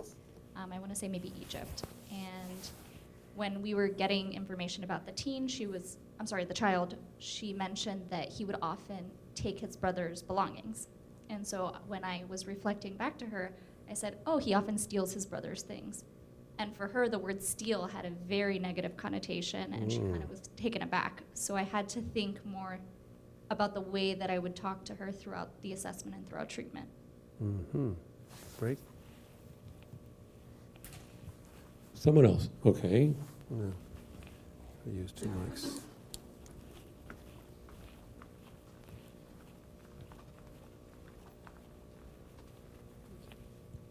Hello? Okay. So I work with court-mandated clients, so that's tough as it is. And then I had one where the teen was sent to us, but as part of our intensive program, we also have to do family therapy.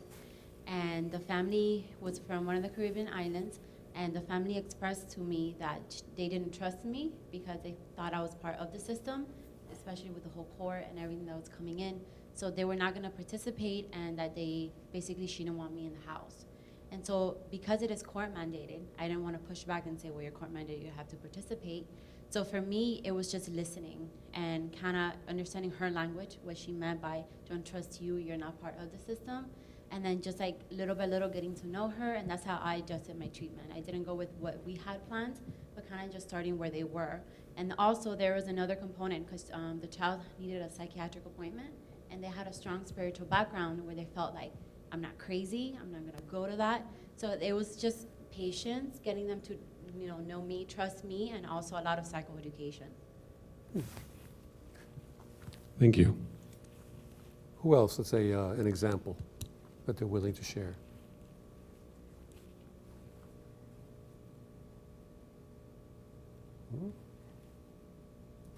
Any other thoughts?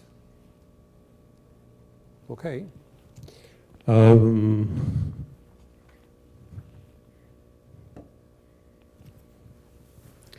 What about cultural competent process? How do you think about that in therapy when you're working with a client? What goes through your head when you think of culturally competent, how it's been currently defined, having to do with skills, knowledge? Skill, knowledge, what's the third? Huh? Awareness.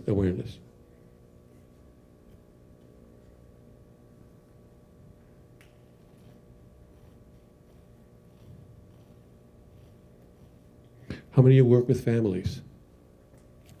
A lot of you work with families. Mm-hmm. Do you use a genogram when you do family work? Do you ask them to do a genogram? No? A family tree? You do. Mm-hmm. I usually ask them to do that as part of the, it's a strange kind of, this doesn't have to really do with, but it does in some ways. Because it gives me, and it reminded me of one family that I saw really early on. This is like way back when I was in California. This is dating myself a bit too much. It was okay, from my first job was University of California in San Francisco in psychiatry. From 78 to 86, I was there. First as an assistant professor and then as a associate professor. And then we get this girl, which is like 21, something like that. I will never forget her. I was working at an inpatient unit, acute inpatient unit, San Francisco General Hospital. San Francisco General Hospital still takes care of 3/4 of the catchment area of San Francisco. And the other 1/4 of the catchment area is taken care of by, I don't remember what hospital it was, but we had like 4 inpatient wards. And I'd been there now for like about a year or so, so I was like over the shock of working with, I really hadn't worked with psychosis before. So I was like, it takes about a year and a half or so to like begin to like it in a sort of bizarre way. And you sort of learn as much as you need, or I think anyway, so this girl comes in and I interview her as I usually do, and then I ask her about her background and stuff, and there were a lot of like a fight with the family, and I forget what the thing was, but eventually I asked the family to come in, and her last name was Latino. I'm going to use the last name Morales. I mean, more than 30 years have passed, but so she, of course, when they come in, the first thing that was done then was to stabilize her because she was psychotic, and sometimes the shrinks that do the stabilization don't know what's going on. In some cases, I hope this doesn't get broadcasted through other places. But sometimes when they don't know whether it's really a depression or it's psychosis, so one way to find out is to just treat them with an antipsychotic, and if they respond, when they're okay. If not, we'll just treat them with, anyway, but with a antidepressant. But as soon as I could because the idea was to get people out of the hospital as quickly as possible because the hospital is too expensive, so get them out, move them to our halfway houses, and so forth. But this one it was particularly weird, and I began to talk with her, and apparently she'd had an unusual psychotic experience. Then she got given Haldol, which was given at that time. But as soon as she was able to talk, I began to do a family tree with her. And when I do a family tree, I began to draw it, and it was her sister, her mom, and her dad, and her mom's mom and parent, and so on and so forth. 3 generations usually I try. And then I find out that she's from Puerto Rico. And I said, why? You're from Puerto Rico? Your family's from Puerto Rico? What's your family doing in Puerto Rico? Well, that was like in the early 1900s. Then I bring the family in, and then we start talking about the history of the family. It turns out that they were, in 1902, after the US invasion in 1898, there was this program to move Puerto Ricans to Hawaii to work the sugarcane. They got a one-way ticket. Their great-grandparents did that. And the interesting thing was that their mom, at one point, we did a family interview in their home, okay, with another colleague of mine who's a psychiatrist. And, but actually before that, we discerned that they lived and worked in the sugarcane of Hawaii, along with the other great group there was Japanese. And the mother at one point made this comment, which I found was just incredible. She says, we Puerto Ricans are stupid, she said. Well, what do you mean, why are we stupid? It was because the Japanese women, the Japanese men allowed their women to work in the sugarcane fields with them. And so the Japanese progressed and were able to get more money and move out of the sugarcane, cutting sugarcane, which is a very difficult labor. But the Puerto Rican men did not allow us to go and cut sugarcane with them. We had to stay home. So we didn't progress as quickly as they did, which was, I thought, was a fabulous description of cultural differences between how she saw her experience. And you see an element of machismo there, obviously, or of really machismo or, cultural norms of not being able to consider that you allow your wife to work in the sugarcane, for whatever the reasons are. But I thought that was such a fabulous statement from her experience. Then eventually they left the sugarcane, went to the city in Honolulu, and then eventually migrated to Northern California. And we began to weave all of this historical process. Now, I didn't know that that was actually a program that existed in Puerto Rico shortly after the early 1900s to depopulate, essentially, the country, and also help the sugar industry so then how do you use that in therapy? Well, you sort of recognize the legacy of what happened with your family, with your history, and to make sense of that for them. At one point, we had a family meeting in their home because the girl had returned home, had been stabilized, and was doing fine. And it was some kind of thing that got framed as a psychotic experience, which really was a sort of a generational battle with the parents. But when we got to their home, and I went with my co-therapist at the time, who was a resident in psychiatry, they had prepared this meal for us, which was phenomenal. They had made what's called, I don't know if you know, Puerto Rican pasteles, which is like a tamal, but it's made out of banana, but plantains actually. And arroz con gandules. It's just a whole complete Puerto Rican meal. And they hadn't been back to Puerto Rico in about 80 years. I mean, they hadn't even been born in Puerto Rico, but they carried the culture, and they held on to the culture and to the traditions. To me, was just fabulous. So anyway, that's one example of the kind of things that I'm interested in doing, because I want to know about the history. And the history for me is very valuable, and then how it can be assimilated, how it can be used to get a better understanding of what's going on with ourselves and with our families, and it helps us understand where we come from, and whether we want to do something about that, change it, or accept it.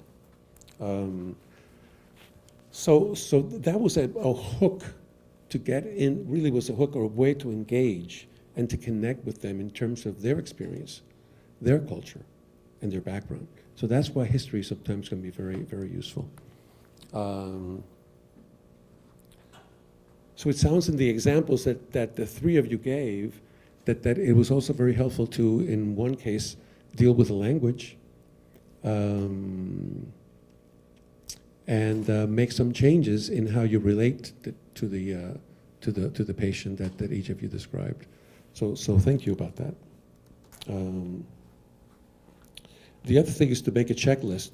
What are the questions that you can ask yourself on each of these domains that can match the cultural group and the presenting concern of your example client? What is it that you can do to engage the patient better? To retain the patient? To make your comments or to sort of frame the therapy in more relevant terms? That you can communicate competence. For me, I have this problem with competence, but and to increase outcome. I have a problem with competence because, again, I prefer to position myself as learning from my patients or my clients or the families that I work with, and learning from their histories, their backgrounds. And to put myself in the position of, because they're the experts in their families and in their culture and their context, not me. And I want to learn from them. So I'd rather position myself there than assume a position of competence. Okay. Now part two. I think we might be able to do this in an hour. If that was just stay here another hour and a half or 2 hours to finish the workshop. Early challenges of culture and language. Case studies, cultural adaptations, why, what, how, and do they work? Treatment studies, CBT and IPT. CBT augmentation and psychoeducation. This, I'm going to move now to the antecedents. You know, I was already at UCSF in San Francisco. I was there at the inpatient units. What was fascinating, okay, now hear this, you gotta like, as soon as I graduated from University of Massachusetts at Amherst in clinical psychology, went to Philadelphia. That was the mecca of family therapy, and I was definitely into family therapy, still are. It was like the mecca of family therapy. So I went to a place called the Eastern Pennsylvania Psychiatric Institute, no longer exists, to train with some of the folks whose therapy I wanted to learn, namely Ivan Borzomenyanaj. But it was also Minuchin was there, Haley was there at the clinical child guidance clinic, and of course I had to go to everything that they were doing. I mentioned that because as soon as I graduated and I got my Ph.D., I was all of a sudden, in the new context, supposedly an expert in all ethnic minority groups. Okay? This is how I was perceived by my colleagues. I mean, what do you mean I'm an expert? I mean, I barely know my own cultural group, never mind being an expert, but it's just a crazy situation. So when we got to there, to the inpatient, at UCSF, what happened was a really phenomenal thing because they were developing a community psychiatry inpatient, community psychiatry department that was part of this huge monster, not a monster, a huge empire that Robert Wallerstein, who was the director of psychiatry at UCSF, built together with the VA hospital, Langley Porter, Mount Sinai, made a contract with the city of San Francisco for 30 years to run the inpatient units and other parts of the hospital for training, and the contract was just phenomenal with the city. Then I forget, there were a couple of other inpatient units. So he had like a major monopoly on mental health in San Francisco, and he had he was actually a phenomenal and outstanding psychoanalyst who was at the Manager Clinic, was director of research at the Manager Clinic before he went to UCSF, and did work on one of his classic book. You probably don't need all this stuff on lives in psychoanalysis. So he did these incredible case studies of how people sort of benefited, their description, because he went through all these transcripts. and analyzed the transcripts to talk about being in psychoanalysis. So he had a very sort of open view of mental health. Got to the inpatient unit, and there were all 3 inpatient units, sort of acute. 1 was forensic. And the director of the department of that part of the Department of Psychiatry asked the 4 minority people that were there, which was myself, Ricardo Munoz, Bob Mahone, who died, African American, psychiatric social worker, whose name I can't remember right now, who's African American, and Francis Liu, who was a Chinese psychiatrist, to form the Ethnic Minority Committee, which we of course said, yes, we will form the Ethnic Minority Committee. So we started talking about how to deal with delivering better care for the patients who were in the inpatient units. And of course, we're talking San Francisco. Okay? We have a large proportion of Chinese, primarily Cantonese-speaking patients. We have a large proportion of Latino patients who lived at that time in the Mission, but Salvadoran, Nicaraguan, Cuban, Puerto Rican, Guatemalan, you name it.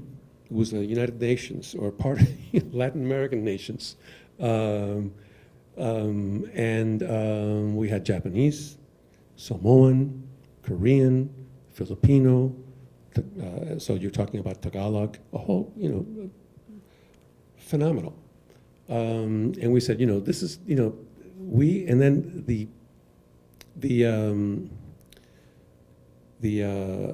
staff was also, there were a lot of Chinese, Filipino psych techs.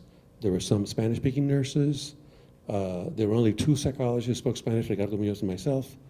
So then when we begin talking about, this doesn't make sense the way the units are organized, because there's an emergency unit, 4 inpatient units, 1 is forensic, which come through a different way, but it makes no sense to just allocate the distribution of patients. And we came up with the idea that we should concentrate all the Spanish-speaking resources in 1 unit.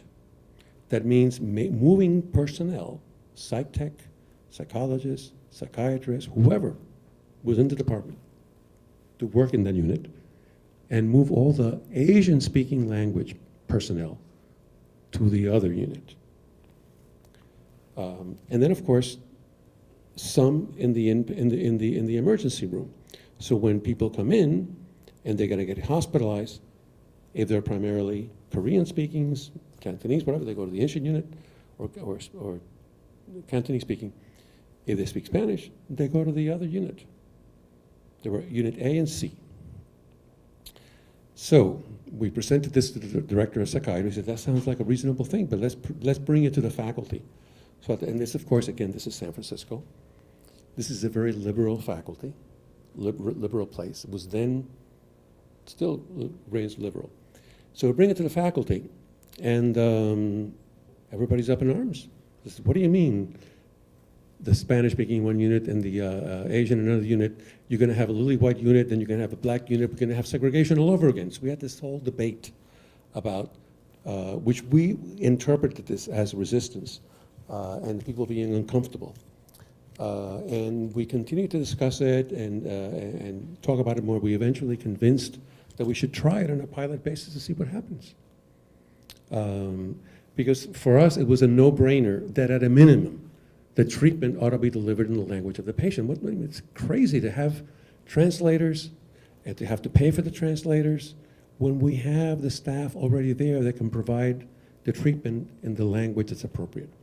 So that was the first major, that was probably the intervention that has a major effect in providing culturally appropriate care that I've been involved in, because it lasted for over 30 years. Actually more than 30 years. It lasted in 2008 when the crisis of the housing market that was used as an excuse to sort of change the restructuring of the delivery of mental health services in the Bay Area, in the San Francisco area. But that experience was very important because it sort of taught me that I know that I cannot read, I really cannot read somebody who's speaking Chinese. Or I thought I did, I could, because I was banking on my training as a family therapist, where what I focus is on the interactions. But I can't read the interactions of what really is going on with an Asian family. I just can't. I need somebody who knows what is being talked about. I can't just base it on the interactions. Then I got involved with a good friend of mine, Ricardo Munoz, on a study that looked at depression of Latinos, Chinese, and African Americans, and whites. So we had to translate all these instruments. We had to translate the BDI into Spanish, no big deal, but then we got to do it in Chinese, in Cantonese. We got to translate it into Cantonese, but we knew that the team basically knew English and Spanish, but didn't know really Cantonese. Until this Chinese woman gets referred to us, and Miriam Ho was her name. I just remember that. I thought I was missed it. Miriam walked in, started speaking English, great. Then we talked to her in Spanish. And when she talked back, she was totally Cuban. I mean, really heavy-duty Cuban accent. I said, I couldn't believe this woman was like 20 years old or something, spoke perfect English, perfect Cantonese, and perfect Spanish. So she did the help in being able to sort of do a sort of validity check on the instruments that we were translating, because she knew whether there was they were being translated with the kinds of language aspect that needed to be equivalent in all three. So that presented a lot of challenges. The work in terms of translation is phenomenal. I mean, it can be underestimated because it takes a lot of, particularly when we're dealing with more than two languages. Then when I moved to Puerto Rico, I began to develop very serious concerns about using a CBT that was used in the States effectively and then sort of replanted. And I just was convinced that we needed to work in a different way that incorporates, as I mentioned, and then I developed a framework of looking how to adapt a protocol to take into consideration those 8 dimensions that I mentioned earlier in terms of language, content, culture, et cetera. And we began to do case studies. I usually begin working with case studies, because the case studies give me a sense of how the treatment is working, what's not working, and then I write everything down, and then I write up the case study. So we published a couple of case studies that Janet Rosselló was in charge of at the time. And then we began with, well, this part I don't need to tell you about, that depression is a problem. We can move on. Then we worked with a host of measures. Then we're dealing with instrument translation, adaptation, and in some cases development. So we work with the Child Depression Inventory, the Baed Depression Inventory, Center for Epidemiological Studies of Depression. The SCL 36 was the Symptom Checklist 36 that we had been using in California, but with this factor analysis, we translated, we developed it in and administered in Puerto Rico, developed reliability and indices for it, and worked with all of these other, because if you do outcome research, as I do, you need to have really good measures of outcome. And you need to have those measures be reliable and valid. So we had to do, my statistics teacher is probably jumping up and down with joy that I had to go through the trials and tribulations of dealing with all these measurement issues and translation and psychometric stuff that I wound up doing. So we did quite a bit of work in terms of instrument adaptation and development. One concern that I had to do with the CESD. I don't know, you're familiar with the CESD? Are you familiar with that instrument? The Centers for the Epidemiological Studies of Depression scale. It's a study that it's a measure or an instrument that is being used for years in epi studies, epidemiological type studies, not clinical studies. It's used widely. And it's highly reliable, and it's got this factor structure that's tremendous. And a friend of mine, Margarita Alegría, had done this huge study in Puerto Rico, a probability sample study, with about 4,000 randomly selected participants in Puerto Rico. And so I said, look, we want to do I have this notion that's been nagging me for a long time, that this doesn't work the same way that it works with US participants. And so I want to test that notion. So then Carmen Rivera Medina did this study of the factor structure of the CESD with low-income Puerto Rican patients. And it was fascinating because we wanted to see whether, when you do, I don't know how many you do know about exploratory and confirmatory factor analysis. We did it in a confirmatory factor analysis, first using the original CESD factor structure to see whether we could confirm it with our sample, which was 4,000. We couldn't confirm it. Said, all right, let's use another factor structure that Peter Guarnasha did with Cubans, Mexican, Puerto Rican, whatever in the United States, and let's see whether we can fit it to his factor structure. Could not fit it to the factor structure. Said, oh my God, we've done something wrong, there's something weird here. We tried, I don't know what else we tried, but then we finally said, all right, this is a sufficiently large sample size that we can split it in two. Let's do an exploratory factor, come up with that, and see whether we can confirm it with the other half of the sample. Could not fit the data to the model. Okay, so this is just not, what's going on? This is crazy. Finally, I don't know who thought of it. I don't know whether it was me or somebody else in the team. We said, let's just do it by gender. Let's take the man and the women, and let's see if we can fit the factor structure to the model. And guess what happened? Well, we could fit it for the women. So what we have is a really good instrument to measure depression in women, but we couldn't fit it with the men. So that began a whole new line of research of Carmen and our team to begin to look at depression in men.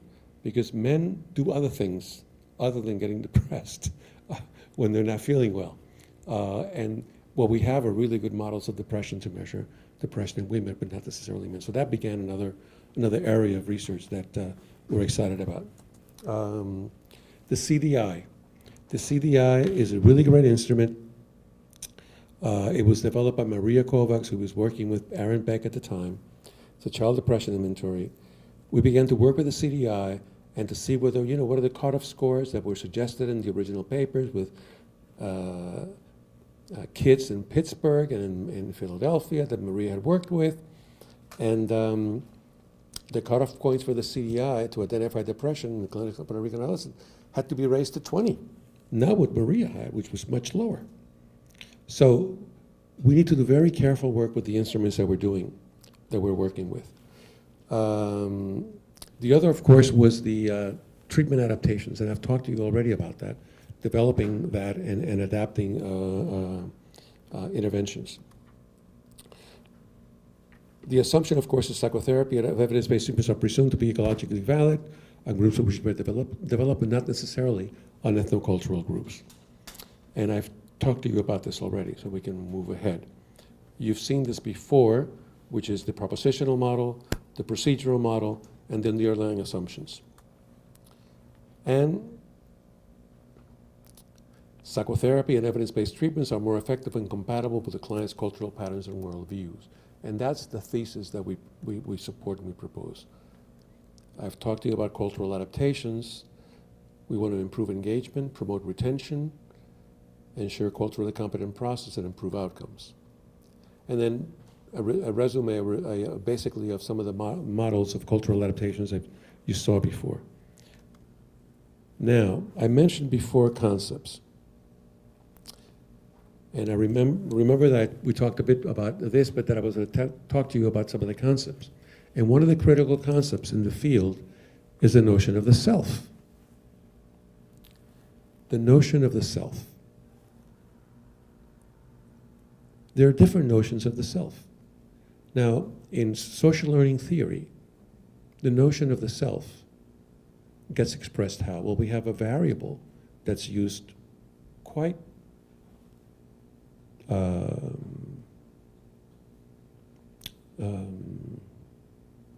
lot.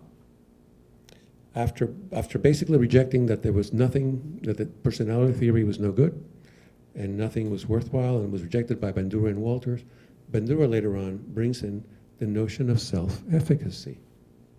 Self-efficacy. What is self-efficacy?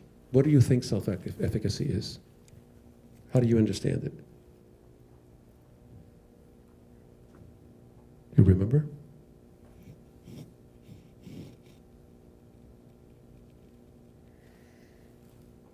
Yeah. The way that you view yourself, but you view yourself in a way that you believe that you can accomplish a particular behavior. You can do a particular thing, and you have that capacity to do it and reach that goal. And that's self-efficacy in very specific terms. But there are different concepts. We could also use different concepts of self-efficacy. So if we have a self-centered view of who we are, this is what it would look like. We have the self made up of mind and body, and I can do whatever. But then comes the family, then comes fellow citizens, countrymen, and mankind as a whole. And that's it, that's how I view it. But I'm in my own little world, my own self, and that's what I care about. We could have an interpersonal centered world where we have a we identity. We're focused more on collectivism. Group welfare, integral loyalty, relationship, dependence, harmony, face saving, high context communication.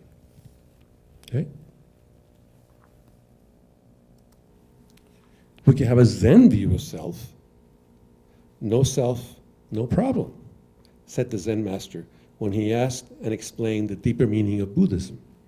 Buddhism pretends or proposes that we eliminate the self. I, me, mine. Let's see how much folks, how many of you heard of this song? Oh my God, let me see. Anybody heard? Well, that, believe it or not, I danced to that. I don't know how many times, never listened to the letters, to the words. That's John Lennon with I, me, mine. All through the day, I, me, mine, I, me, mine, I, me, mine. All through the night, I, me, mine, and he goes on and he's making a critique. He's criticizing rugged individualism or narcissism because the society is focused on me, the me society. So do we focus on a me society? Do we open it up to a more collective view of who we are, a different view of who we are? So we have a core self, we have a private self, and we have a public self.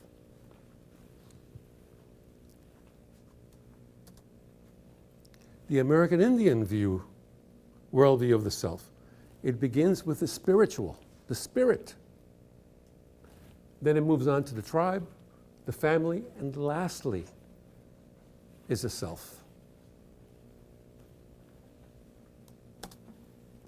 The Afro-centered sense of self. This is Wade Noble's notion of extended self. The African concept is centered in we. I am because we are, and because we are, I am. Ubuntu.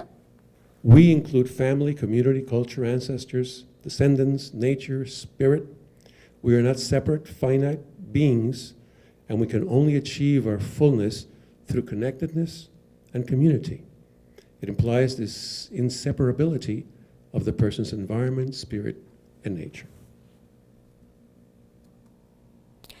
commonalities? Well, I think we talked about this before, conceptual framework, systematic process, but I wanted to hammer away at the notions of how we need to be aware of the concepts that we're using in the interventions so that it's more consonant and more attuned to the patients that we're working with, okay? This is the process of cultural adaptation. Is the adaptation needed? We take an original adaptation where there's a process of cultural adaptation, which I will describe briefly, and then we have a culturally adapted EBT. And what's that process? That process is that we probably translate the protocol, we use forward and backward translation, we use panel of experts, we use equivalence criteria. We also use a conceptual framework, expert review of the protocol, session by session changes, the recording of those changes.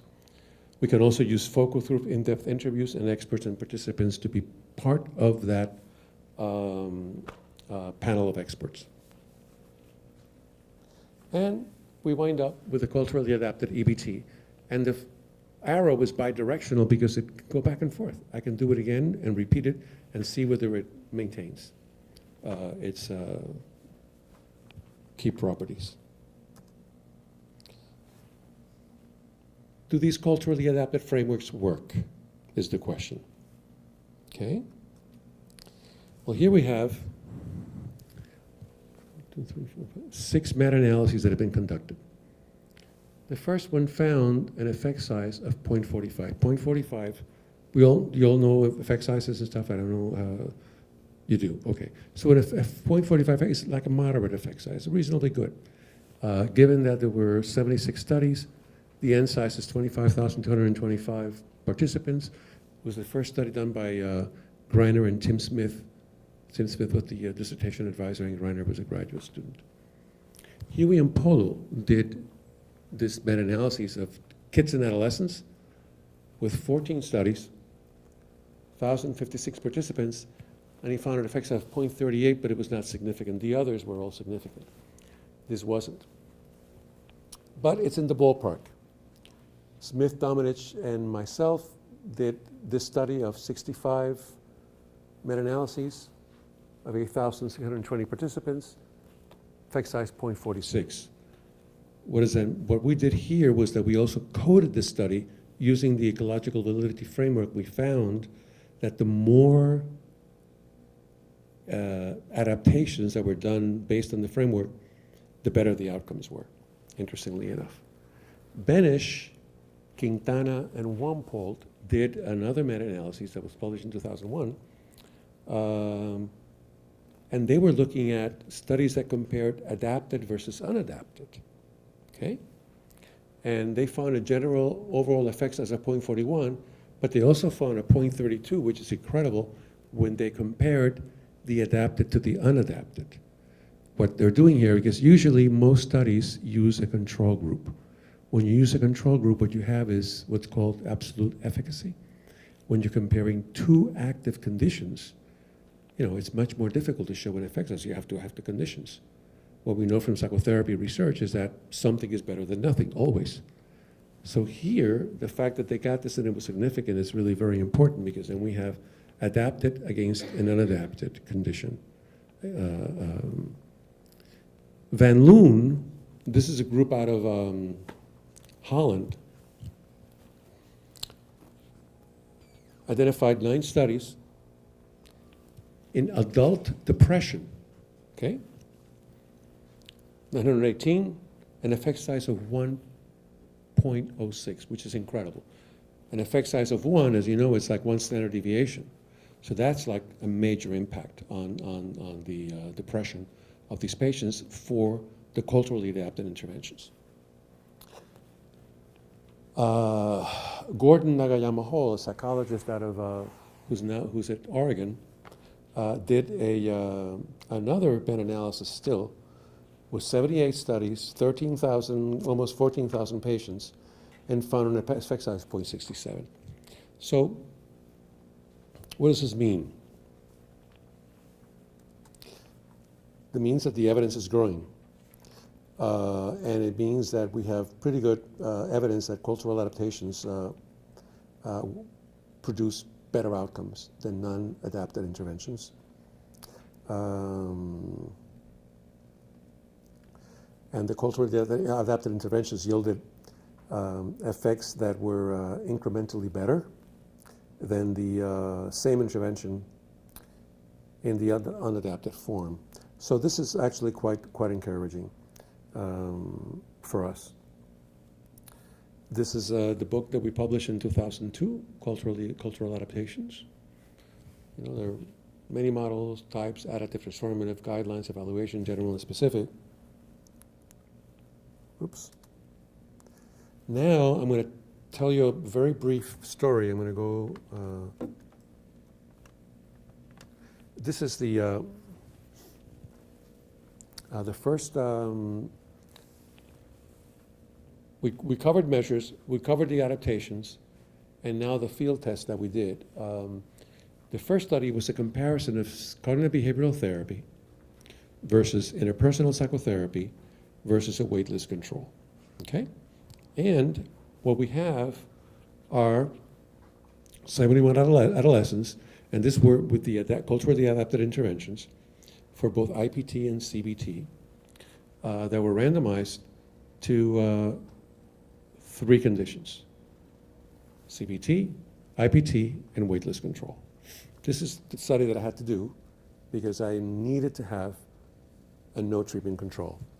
I had this battle with my couple of good friends who were advising me on the design. And the means you can see there, and there were students from 5th to 12th grade of high school. Let me see what. So here you have, this is CBT, this is the IPT, and this is the, so these two were superior to this one. This is what we find generally in most psychotherapy research studies when you have a no treatment control. Something is better than nothing, okay? But I had to do this. Otherwise, I would have problems getting it published. And it was a small sample size. Then we did a second study. This is your classic 2x2 that it was hammered into my head when I was in graduate school of analysis of variance. So we had format, individual and group, versus modality, CBT, IPT. So we crossed those two. So what do we get? Well, we get 4 conditions, 2 individual, 2 group. There were no differences between the individual and the group, but there were differences between the IPT and the CBT. Okay, slight. But as you can see, both treatments were really quite effective. They're really sort of like, it's like, but it worked in the favor of CBT. And at this point is when, well, we know what CBT, we have the measures were worked out, they'll be working better, the interventions were also working quite well. We had done two field tests now that CBT and IPT show efficacy for Latino adolescents.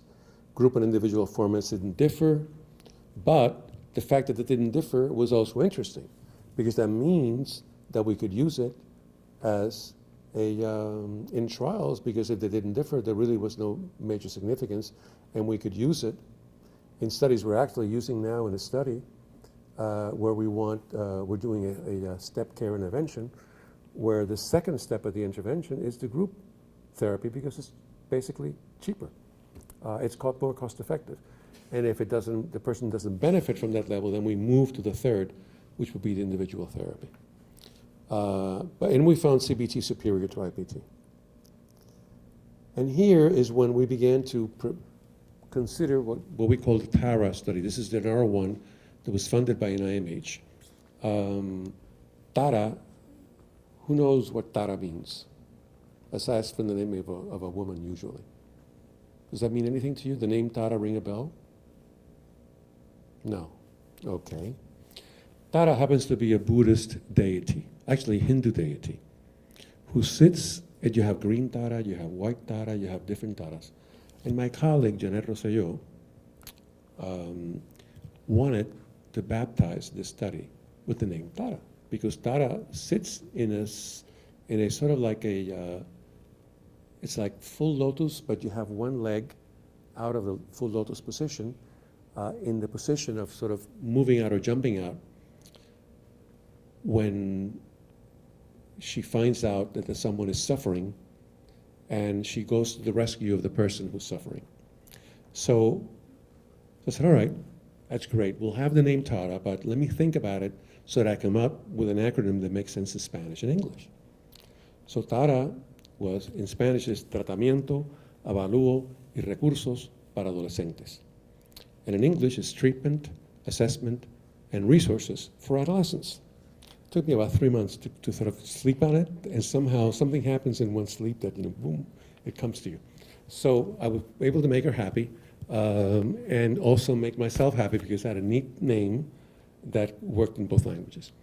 So the module, these are the modules of the psychoeducational intervention that we came up with after we did the sort of like the informative or the focus groups with the parents and stuff, to give parents 8 psychoeducational sessions for being able to deal with their kids at the same time that the kids were getting CBT. So the idea was to test for the efficacy of CBT plus the psychoeducation versus just the CBT alone. Okay? And we were hoping to demonstrate that the ones with psychoeducation would potentiate the effects of CBT. This is one of the, you can't see it too well, but it says, ya no es ni la sombra de lo que era. It's not even the shadow of what she used to be, or what he used to be, because it's framed in a way that can be used in Spanish and English, rather in for either gender. And was advertising the project in schools and different clinics and stuff to get referrals. So here is, we evaluated 529 patients, 408 were excluded. These are the ones that called and didn't meet the criteria. 121 were randomized to 61 in one condition, 60 in the other condition, so on and so forth. And we had a very good follow-up, complete follow-up after a 1-year assessment. So this is the characteristics of the sample size, more or less same gender breakdown, public, private school, more folks from the public sector, residential, rural, married, divorced, whatever. And these is very interesting because we basically lifted just all the exclusion criteria. We just let everybody, just about everybody into the study, because we wanted this to be more like a hybrid effectiveness efficacy study, in the sense that, well, one of the problems of psychotherapy research in depression is that we usually have an exclusion for people that are suicidal.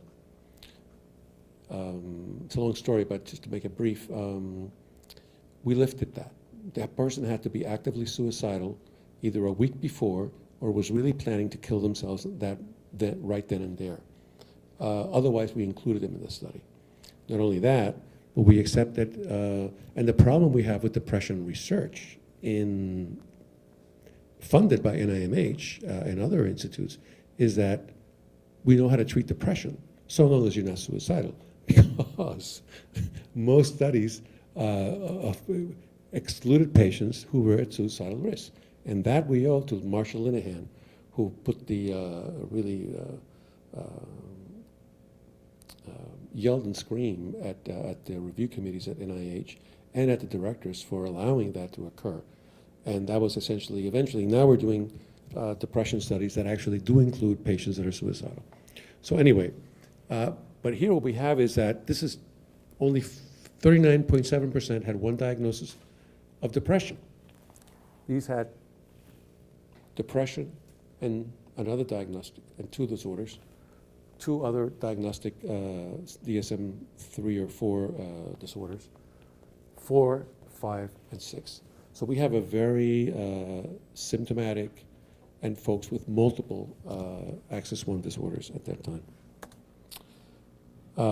We found that there were major changes from pre to post for the adolescents, for the parents, nothing for self-concept. We had found that IPT was effective for self-concept in the first study. We didn't find any significant in terms of familism and parents. And then we found these CBT plus the other, basically there's no difference here. So this is with the CDI. And also we were using the Child Depression Rating Scale, which is an observational instrument. We find no difference at all, either. They said, well, everybody loved the psychoeducation, but it doesn't make a difference when you added the CBT. At least we were not able to, at least with depression. This is the follow-up of where people start and where people end. And once you drop at about here, the good thing is that they remain stable up until the 1-year follow-up. So they were able to maintain the gains for depression. This is to demonstrate that there were no changes either for depression as an outcome in terms of as a disorder. This demonstrates the same thing, that measure depression at post with patients with MDD only at pre, measure depression at post for patients with comorbid MDD at pre, comparing CBT versus CBT plus psychoeducational, what we call the PPI. The what is that called, PPI? Huh? No, it's not practice. It should be TEPSI. But we got some problems with the English and the Spanish, but it's the psychoeducational intervention.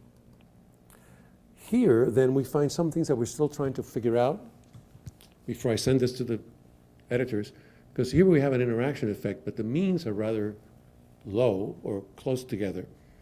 But as CBT increases from pre to post on familism,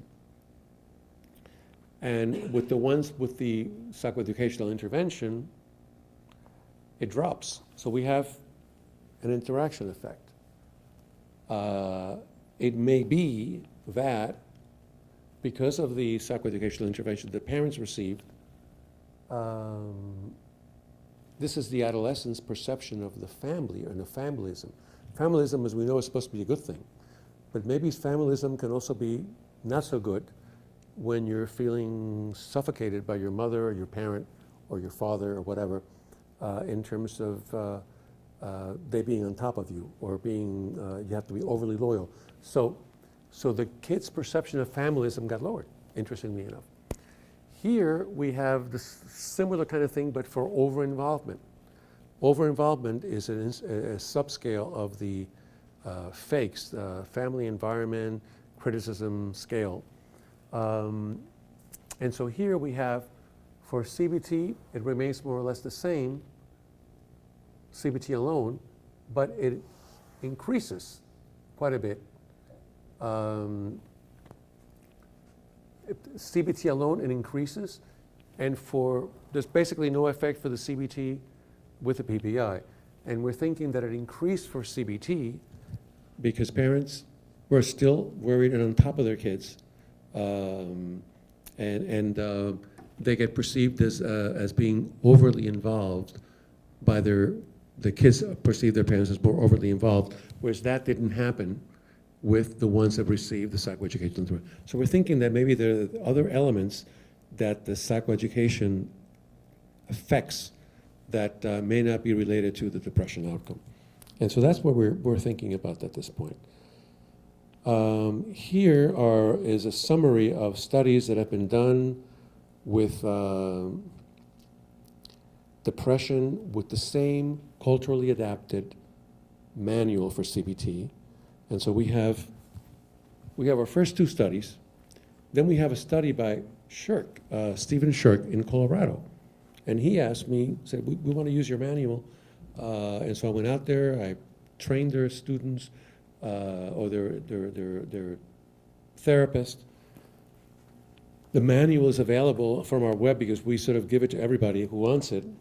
And they did a study, they did a very interesting study of a, what's called a benchmarking study. They just did pre-post. But they benchmarked their study to the other RCTs. So they look at the effect size from pre to post, and they compare those effect sizes in their study from pre to post to the average of the effect sizes of similar study that use randomized clinical trials. Okay? And so he came out with, here you have, he had 20% Latinos. That's the session, number of sessions completed, and this is our TARA study.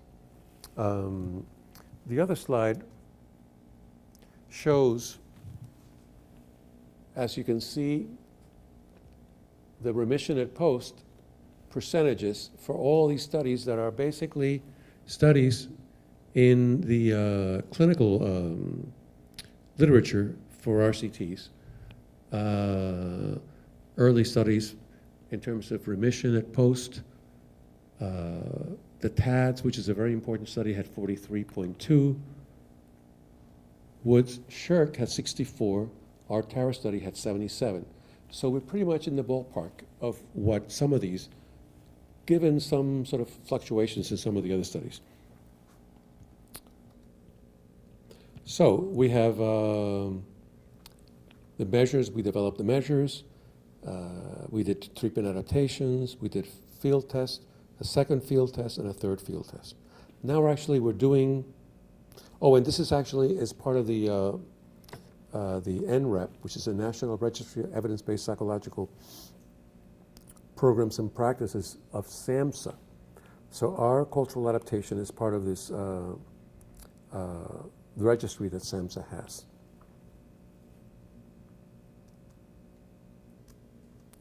These are some studies. Other projects are systematic reviews that we're doing of psychotherapy with Latino and affective disorders. We're doing also trauma-focused CBT with children and adolescents. We're using a step care model with a grant from the Victims of Crimes Act. And the setting is in public housing projects in Puerto Rico. And we actually submitted 2 proposals, one from my institute and another one from another sort of sister institute. And we thought that only one project was going to get funded. So we used the same design for both studies. Only one was in housing projects, which is a very tough area in Puerto Rico. And also the others were in 5 schools in 3 different municipalities in another part of the island. So what we do is evaluation and screening and provide group psychoeducation. Then the next step is to move to group CBT or support group. If they continue symptomatic about the group CBT, then they go into individual CBT or support group. They always get the support group in case they're not symptomatic. And this is we're moving now towards implementation, dissemination, science. So we want to move some of our treatments into larger scale studies. These are 2 recent books, the Cultural Adaptation and the one that came out last year with Nolan Zane and Fred Leong is the,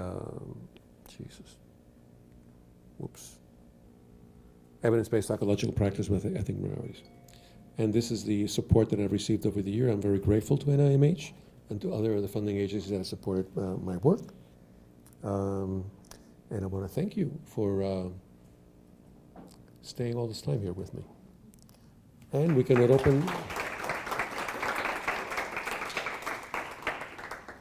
open it up to questions or doubts or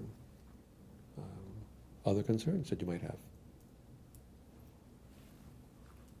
Has your research on the trauma-focused CBT been published yet? No, that's actually, we're just getting started with that. We just, we're in the middle of it. And we're just starting up, fortunately. And we're very excited about that because it's actually working with trying to identify, it's one project that's working in schools. And so that began actually a little bit earlier. The other one's in the housing projects. And so we want to be able to identify children and adolescents. In our case, we're working from 6 to 17-year-olds. And the other study with kids is working with, I think, from 9 to 17 years old. One is an educational setting, the other one is a public housing project. So, yeah, we're very excited about that study. Mm-hmm. Other doubts? Any doubts you have about cultural adaptations? I'm thinking if you're proposing to culturally adapt treatments and they need to be specific for every single population, talking about Latinos, that we know that Latinos is like really, is not really homogeneous. We have Mexican Americans, we have different populations. So do we have to adapt treatments for Latinos, just Latinos, or we have to adapt for Mexican Americans, for Cuban Americans, for people in the Caribbean? What is your opinion? Okay, Well, that's a very good question, and it's a question that I had this debate with. Oh my goodness. Someone, no, actually, a good friend. I'm blocking out his name. Oh my God, Alan Kasdan. Okay. And he was saying, well, same thing. It's totally unfeasible, he says, that you would be able to do this with every population. He took it to the world because then there's just nobody's going to fund that study. It's not going to be possible to do, and it's just totally unrealistic that one could do this.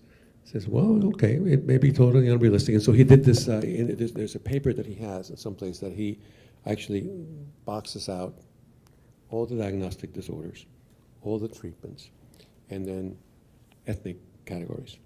And you have a matrix that is overwhelming in terms of size. So he has a good point, except that his framing it was within the U.S. context. And the expectation is that needs, I think that all of us need to do what we think it's important for us to do in the context that we're working. I think that we do need to adapt, and I think we can adapt. We have the technology to be able to do it, I believe. If we go towards web-based interventions, the web page needs to be framed once you put in some details about yourself. In the same way that someone was discussing when you go to buy something in Amazon, then you start getting flashes of that product to remind you that you're interested in it. Begins personalized. I think we need to. It's interesting because in the age of personalized treatments at NIH, and personalized treatment means that we get your DNA and then we tailor the medications based on your DNA. And that's all well and good so long if it's biological. But if it's not biological, we're talking about tailoring an intervention to your culture, your context, and your values. What's the problem with that? I think that we need to do it for the populations. If I were in Texas, I would be doing it with the population in Texas. I'm in Puerto Rico, so I'm doing it in Puerto Rico. And Puerto Rico has also a different meaning. Also, Texas actually does it well, now that I think of it. I was going to say it has a different meaning because of the particular socioeconomic political context and relationship that we have to the U.S. But that's the same thing in Texas or in Hawaii or in different places in some ways.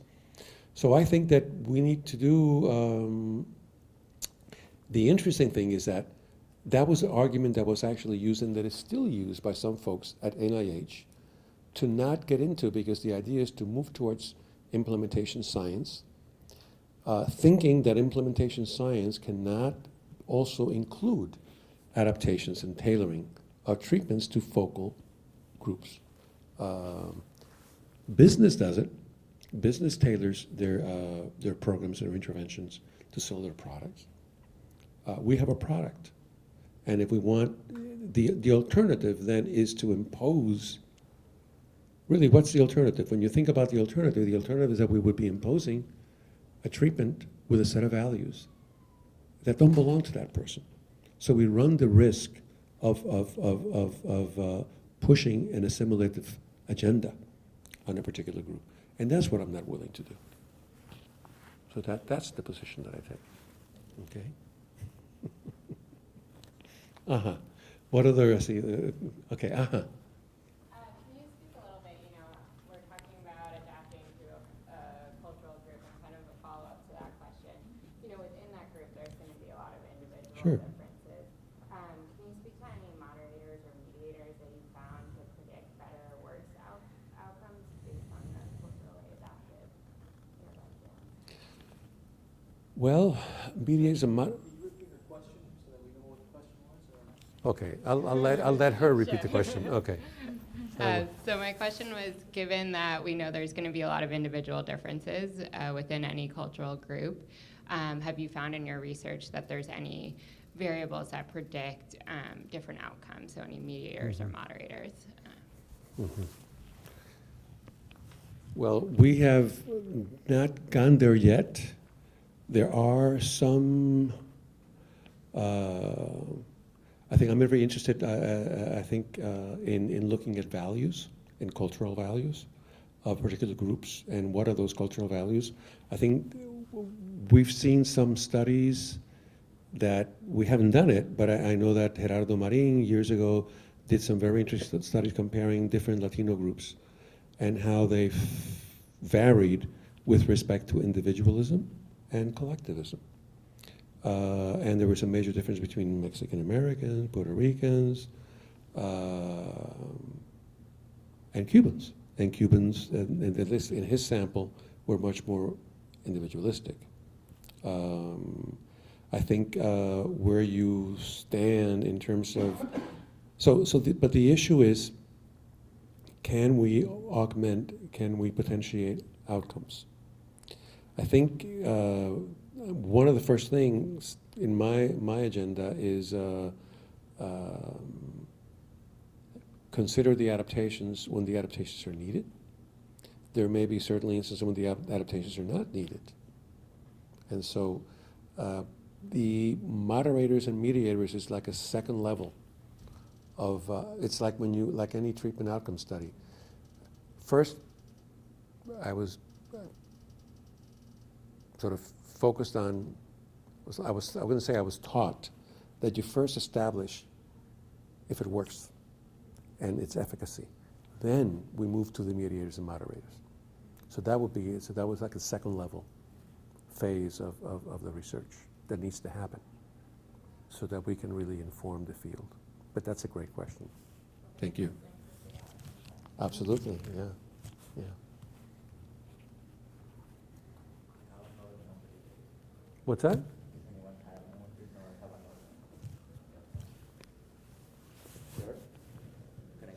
Certainly. And now following with her own question, so would you consider your own approach to culturally adapting treatments more theoretical and methodological, or more empirically, like data-driven? For example, now I was thinking about that when you mentioned that first we need to establish if it works, and then you look for those moderators or mediators.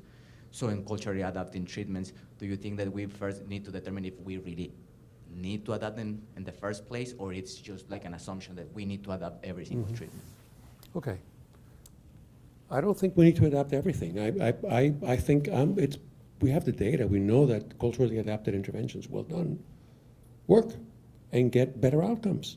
And if it gets better outcomes, we have the evidence pretty solid from the meta-analyses that have been conducted, if you buy the data from meta-analysis.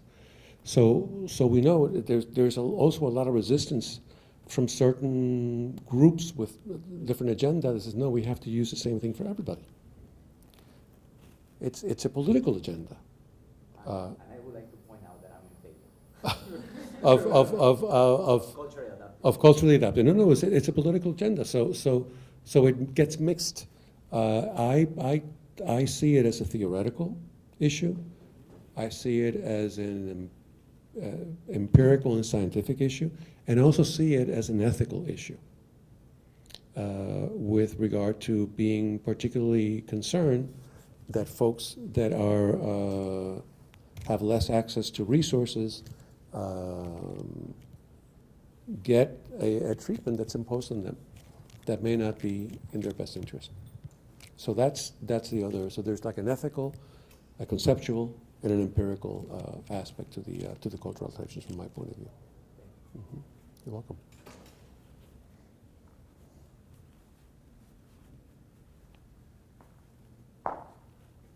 Great.